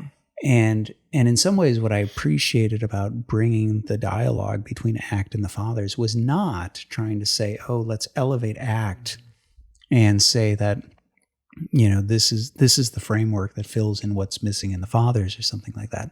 That's why I think the critique is to say, well, ACT is a useful tool, a useful framework. It can have beneficial results in terms of things, but it's deficient because it stops so short of what humans tell us really is supposed to be. It's lack of sacramentality, all that sort of thing. But what I see there is I see this is a helpful way of distilling down so much of the wisdom of the Fathers that as a starting point to be able to say, well, let's offer a simplified framework of all this different wisdom about the passions and about, logismoi and about the Jesus prayer and all these. Let's try to cut through all of the sort of vast, daunting literature that overwhelms you and says, where do I even begin? And that's where what I saw there is I saw something that says, this is a starting point for beginning to take all of this different wisdom. If you could bring these things together in a way that says, well, this would be a way of beginning, right? To think about these sort of things, but not divorced from the sacraments, right? But rather looking at these things through the lens of the Fathers. And so, and that's not to dismiss the idea that maybe there's somebody who is not there, right, outside of the church, who these things are instrumental means of sort of moving them in a certain direction, but it is to say that I do think that resonance actually does offer up something that hypothetically in the best form would be a helpful way of at least, giving priests a way to systematically think through, sort of problem solving with a certain type of issue and bring those insights from the Fathers to bear. Or as you said, a parent, right? Or even an individual who's sitting there going like, okay, how do I approach these things? Now, again, never divorcing it. I would never want to see it divorced from the church or divorced from the sacraments or divorced from a spiritual father or as replacement for those sorts of things. Yeah. And I think of my role as a clinical psychologist too, as, like for example, if you had insomnia, there's some really helpful things that I could offer to you to help you fall asleep faster and stay asleep longer. My dad should talk to you. 80 to 90% of people, like within a week or two, will add 2 hours of sleep. Wow. Premature ejaculation. Okay. Chronic pain. Okay. TMJ pain. Really? Nightmares, and even of a non-traumatic nature. Okay. Forms of trauma processing, like slowing your processing down to the speed of writing with Marks and Sloan's protocol, written exposure therapy, 5 sessions. Like I'm a psychological director for a crisis pregnancy center in a part of Indiana. And most of the people that come there are homeless females that are pregnant. And all of them have had the kinds of lives that none of us would wish for our daughters. And you'd think, some of these women are barely literate, and most of them are chemically addicted, and they're also pregnant, and they're also unemployed, and they're also homeless. And other than that, they're doing great. And you would think like that's the last group of people that a short-term trauma intervention would work well for. But if you had Joni here, who's the clinician that I supervise, it's like every week there's a woman that will slow her processing down to the speed of handwriting within 4 to 5 appointments. She doesn't have nightmares anymore. And she's not haunted by some of these things, so that now she has a little bit more space in her life and so I think part of our role as ethical clinical psychologists, secular, or those that value the sacred, is to recognize that we have short-term evidence-based interventions that aren't pharmacological and don't come with that kind of a side effect that can be helpful, but ultimately the hospital and the restoration and the reconciliation that we fundamentally need is never going to be found in a therapist's office. Right. Yeah. Yeah, and just in case anybody could hear that in the background, it was ironic, that you're talking about if you have nightmares, I can help. And right then, that's it. Yeah. Started crying. Beloved 2-year-old daughter. Yes, that's right. Yeah. So, and I do think that is, and that does go to this issue of like values, right, and teleology, and so one of the things that I think, on the one hand, I would never want to deny that taking steps in a certain direction toward health is not a direction toward health. Like, it's absolutely true, right? When you're talking about these different things, whether it's addressing, sleep habits or it's talking about chemical addiction, those are steps toward health, right? And in that sense, that's a step toward God. It's a step toward Christ. It's a step toward becoming fully human, right? But again, as you also said, oftentimes our sort of teleological target, especially in a secular context, is pretty low, right? The bar is pretty low. It's, generally don't want to kill myself and, I'm a little less miserable than I was. Yeah, not a big deal, right? It's the measure of happiness. What happiness means in the contemporary context is a much lower bar than what it would mean in, say, a medieval context or to Aristotle, where you're talking about this sort of well-being and flourishing. And certainly for somebody like Aristotle, who's a deist, right, it would still be lower than what you would find in the Eastern Church Fathers. And this does go to that question of values. You talked about doing a values evaluation with somebody, right? And I remember when we were talking about values in a true north, where I went was I talked about in one of Basil's rules, right? He's addressing questions, right? Somebody's asking him, he's getting different questions and answering them. And one of the questions that's posed to him is, can you teach us to love God? And his answer is no. And even more shocking than that is his answer is no, because you already do. And that's the part where you go, wait, okay, I was with you at no. That's right. Like, that seemed plausible, right? But because I already do love God. And here Basil is pointing out that when we do things, when we desire things, when we choose things, go after things, it's because of some good we see in them, right? This thing offers me comfort, right? This thing makes me feel good, right? This thing makes me feel powerful, right? Whatever it might be. And what Basil recognizes is that every good, and this is a very classical notion there in pagan philosophy that then resonates in the Christians, that all of the goods in the world, right? All of being is good, but it's all a refraction of the good, right? That God is this boundless, infinite good. And whenever we see these small articulations of goodness, it's just this refracted light, so to speak. And so in that sense, whenever you're choosing something, you're choosing it because of the good within it. And that means that the thing you really desire is God, right? So you really do love God, because you're choosing things all the time because of goodness that you see in them, and God is the good. So you already do love God. I can't teach you to do that, nor would I need to, right? The problem is you lack spiritual simplicity. And this was actually one of the great resonance I saw, the idea that we have differing values, but you need sort of an orienting value.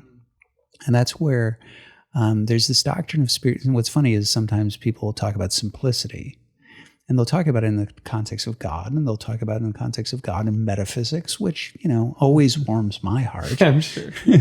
But these are your people. These are my people. Oh, good, we're talking metaphysics. But that discussion tends to be about, divine attributes or something like that. And one of the odd things is if you trace the word simplicity in the Eastern Fathers, you'll find talk about divine simplicity.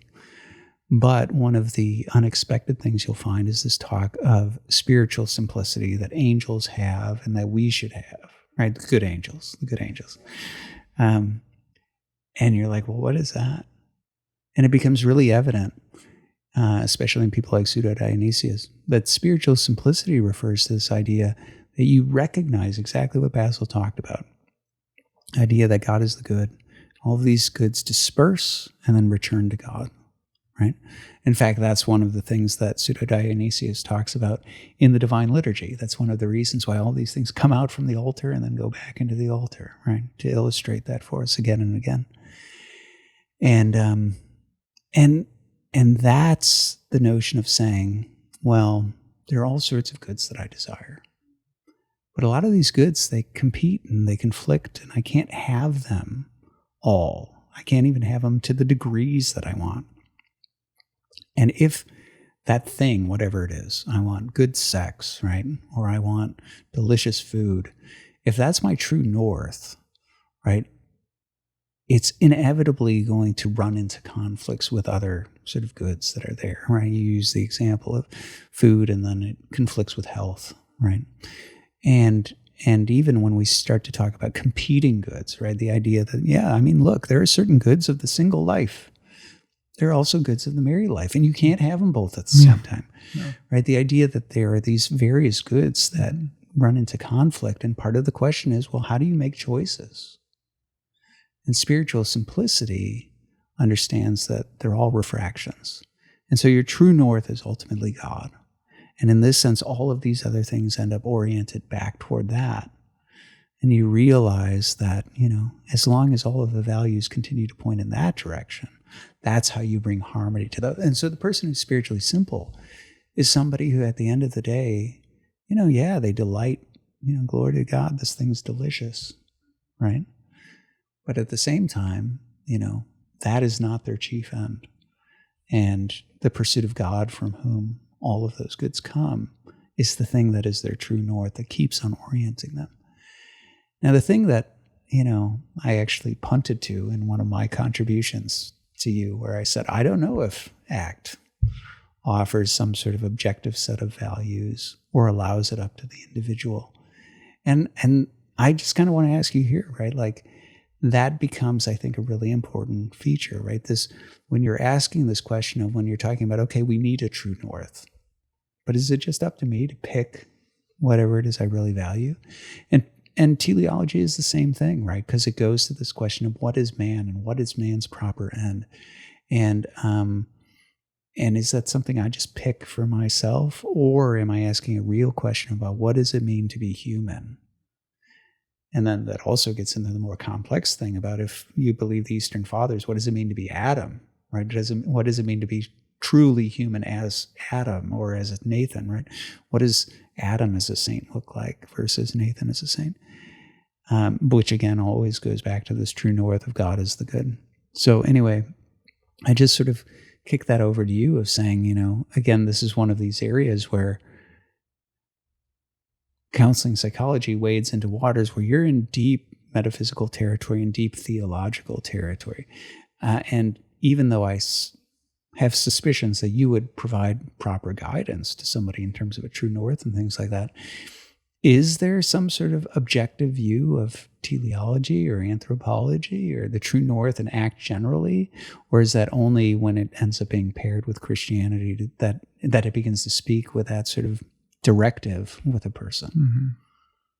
Yeah, I think in some of those areas, a modality like ACT is mostly silent in terms of prescribing a true north or even sort of articulating an ultimate teleological end for humans, other than sort of the boilerplate, which again, relative to many other forms of therapy, I think it is better, but kind of the boilerplate of so that you might build a meaningful life according to your values. That you wouldn't be dominated with psychological inflexibility, but rather that you would be increasingly flexible to live in this world according to your values. It's like, well, how might one arrive at them? And, in my clinical experiences, or when you train in a modality like this, I think the average person has no idea what those are. Sure. So then you have to get out like a list. Mm-hmm. And this is exactly how it goes. It would be like, here's a list of 100 values. Why don't you just read through them, see if any stick out? One of the reasons I really have a lot of admiration for, I have a lot of admiration for Steve Hayes, and I don't think that he has much, I think that he values spirituality, but no religion in particular. And I think that he has gone to monasteries and he has dabbled in various forms of mindfulness and things like that. And I've heard him talk about that.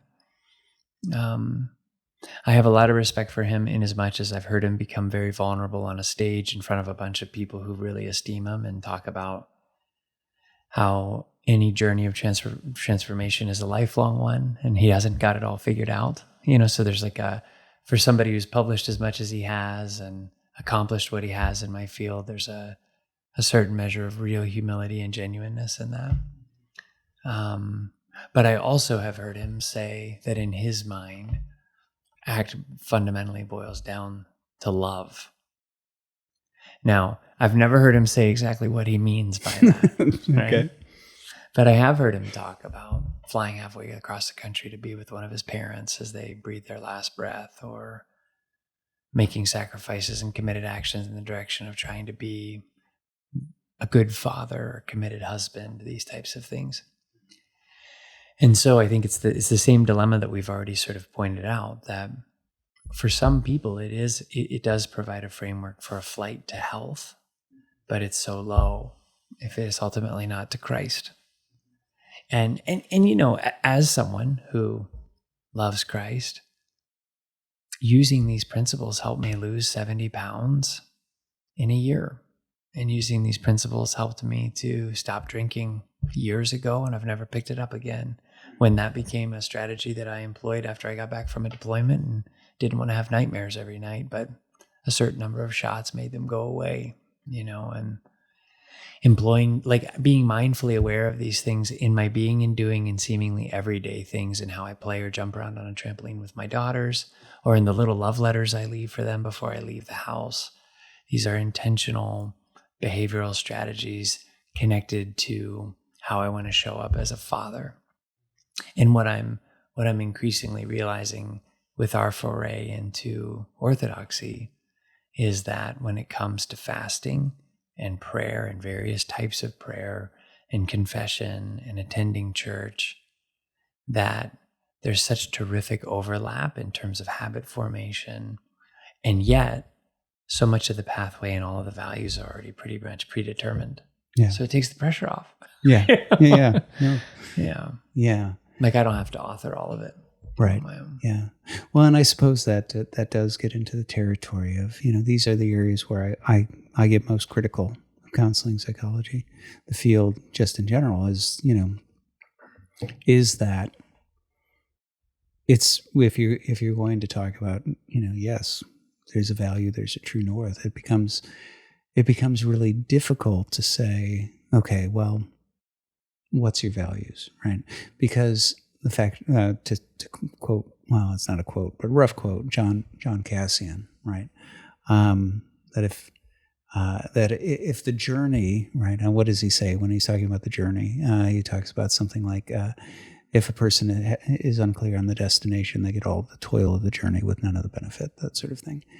And so, I think in general, it's probably relatively benign for people to pick certain values that might be oriented toward ending certain behaviors. Like, I don't want to be an alcoholic anymore, right? I'd like to be sober and with my kids, right? Like, those sorts of things are probably relatively benign in the sense that people are going to pick things that point in the right direction.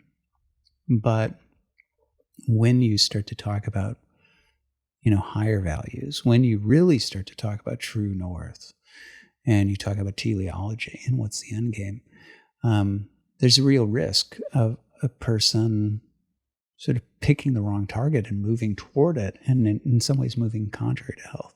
And this is always one of the challenges that I have as a philosopher when I'm looking at it and saying, when we're talking about healthy and unhealthy, that has an objective, sort of metaphysical content to it, saying, whether something is properly formed or, malformed or abnormal, those sorts of terms indicate a proper formation, right? Form, here I'm using form in the realist sense, right? The actual form or nature of the thing, proper telos, innate in that form, and divergence from it. So it's not really arbitrary and it's not really subjective. And so it does seem to me that the best version of counseling psychology does actually have a rootedness of those tools, does have rootedness in proper anthropology, in proper metaphysics, in a proper understanding of the person, in proper teleology, because hypothetically, and this is something that the fathers are well aware of, when we are bent and twisted, amongst the things that are bent and twisted are our minds, our desires. And this is, to your point about the church, coming into the church and letting it tell me, like, okay, where are my desires or aspirations or values messed up?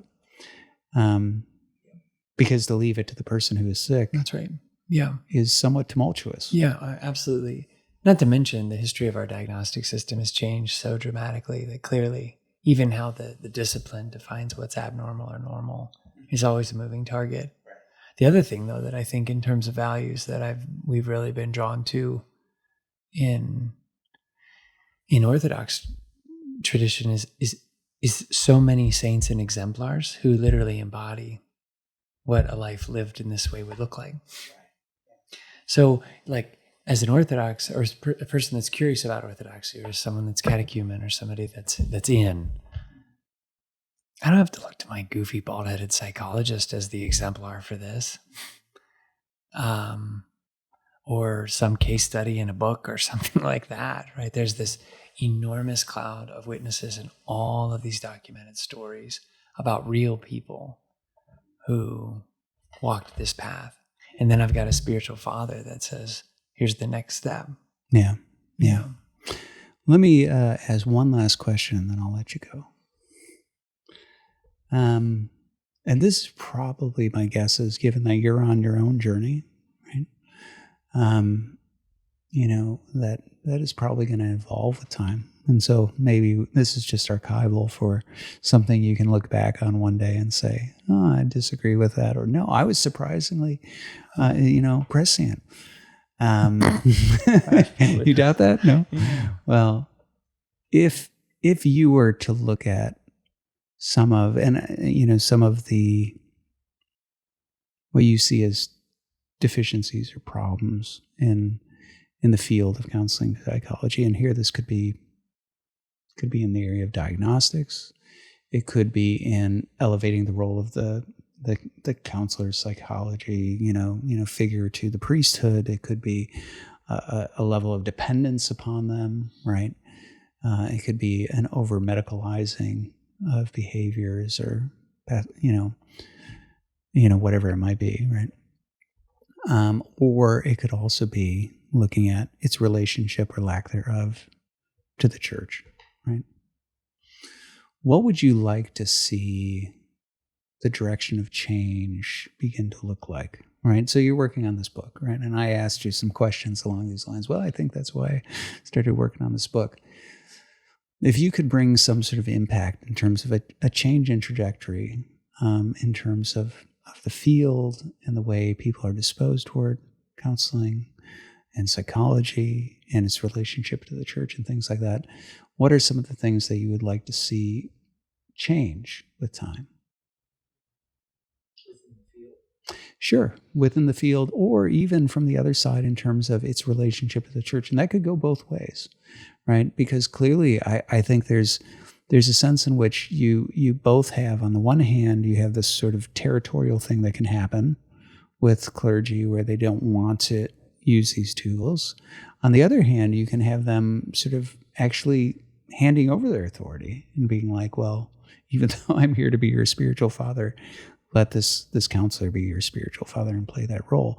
He's a professional, not me, right? And so it could go both ways. I mean, I suspect that you have more direct experience in terms of that sort of cross-pollination than I would, and so. Yeah, well, and my experience of that overwhelmingly is in the Protestant tradition. Yeah, sure. Sure. I think perhaps above all else, and I would say this on anyone's podcast. Okay. Like what you did in your movie Becoming Truly Human, where presumably to a diverse audience, some of whom selected that film because they were Orthodox and others because they're nuns, and others because somebody said, you should watch that, that portrayed in an artful, thoughtful, beautiful way the healing that we have all longed for our whole lives, even when we didn't have words or categories to kind of articulate it, could be found in Christ. And I honestly, at this point in my life, I don't have any problem whatsoever sitting down with anybody to help them with their problem with insomnia. So one of the first questions I'll ask people that I'm meeting in therapy is, like, how would we know if this was helpful? Very few people think about that before they arrive. Like, what are we aiming at actually? And how would we measure it? And offering someone something in a dosed way, like you would penicillin or something like that. I don't have a terrific issue with that because it doesn't cross over into, I'm going to accompany you as a spiritual or emotional guide indefinitely for a long period of time. In my experience in the cross-pollination, largely in the Protestant tradition, I think I've had a lot of friends of mine that I went to seminary with or that I studied with in undergrad who've done a lot of harm to people by only appealing to, their unlimited training, like Demerits, just a lack of understanding about things related to addiction, for example, or severe mental illness or domestic violence. And I think, there's a lot to be learned from those who've committed their lives to studying those things about what increases danger, for example, or what would be lethal to just quit all of a sudden, or what resources there might be for a person that's in an intimate partner-violent relationship. At the same time, though, any approach to the kind of thing that psychotherapy tries to do that falls short of healing the soul, which I understand is actually what it means, is going to be inadequate. Yeah. So I don't know if that's much of an answer, but I'm quite confident that in 10 years from now, if I saw this, I would think, well, you fool, hopefully because I've continued to learn and grow. Sure. Sure. Yeah. But I think, like a movie like yours or a book or the things that you might put out in various platforms, or even that I try to do in mine, to try to throw it out there into the world, that it's in the construct of the church and found in the person of Christ, all of the things that we've all looked for in all the wrong places. And all the more beautiful that you could be participative with that in a community and before a great cloud of witnesses and with a spiritual father that isn't going to bill you a $30 copay, But, yeah. And I would just say too, for what it's worth, your impact on my life and my family's life has been profound, and my family and I, we love you. It's been an honor to know you and an honor to be on a show like this with you. So thanks. Well, thank you. And I know this won't be the last of our conversations. Whether it'll be the last that we record, well, I hope that's not true. I hope that's not the case. With that, I'm Nathan Jacobs, and this is the Nathan Jacobs Podcast. Hey, everybody. Thanks for watching. Thanks for listening. If you haven't subscribed, please do so. Go ahead and hit that bell if there is a bell, and leave a comment. I hear that's great for the algorithm, and also like it and tell your friends. I really appreciate your support. And until next time.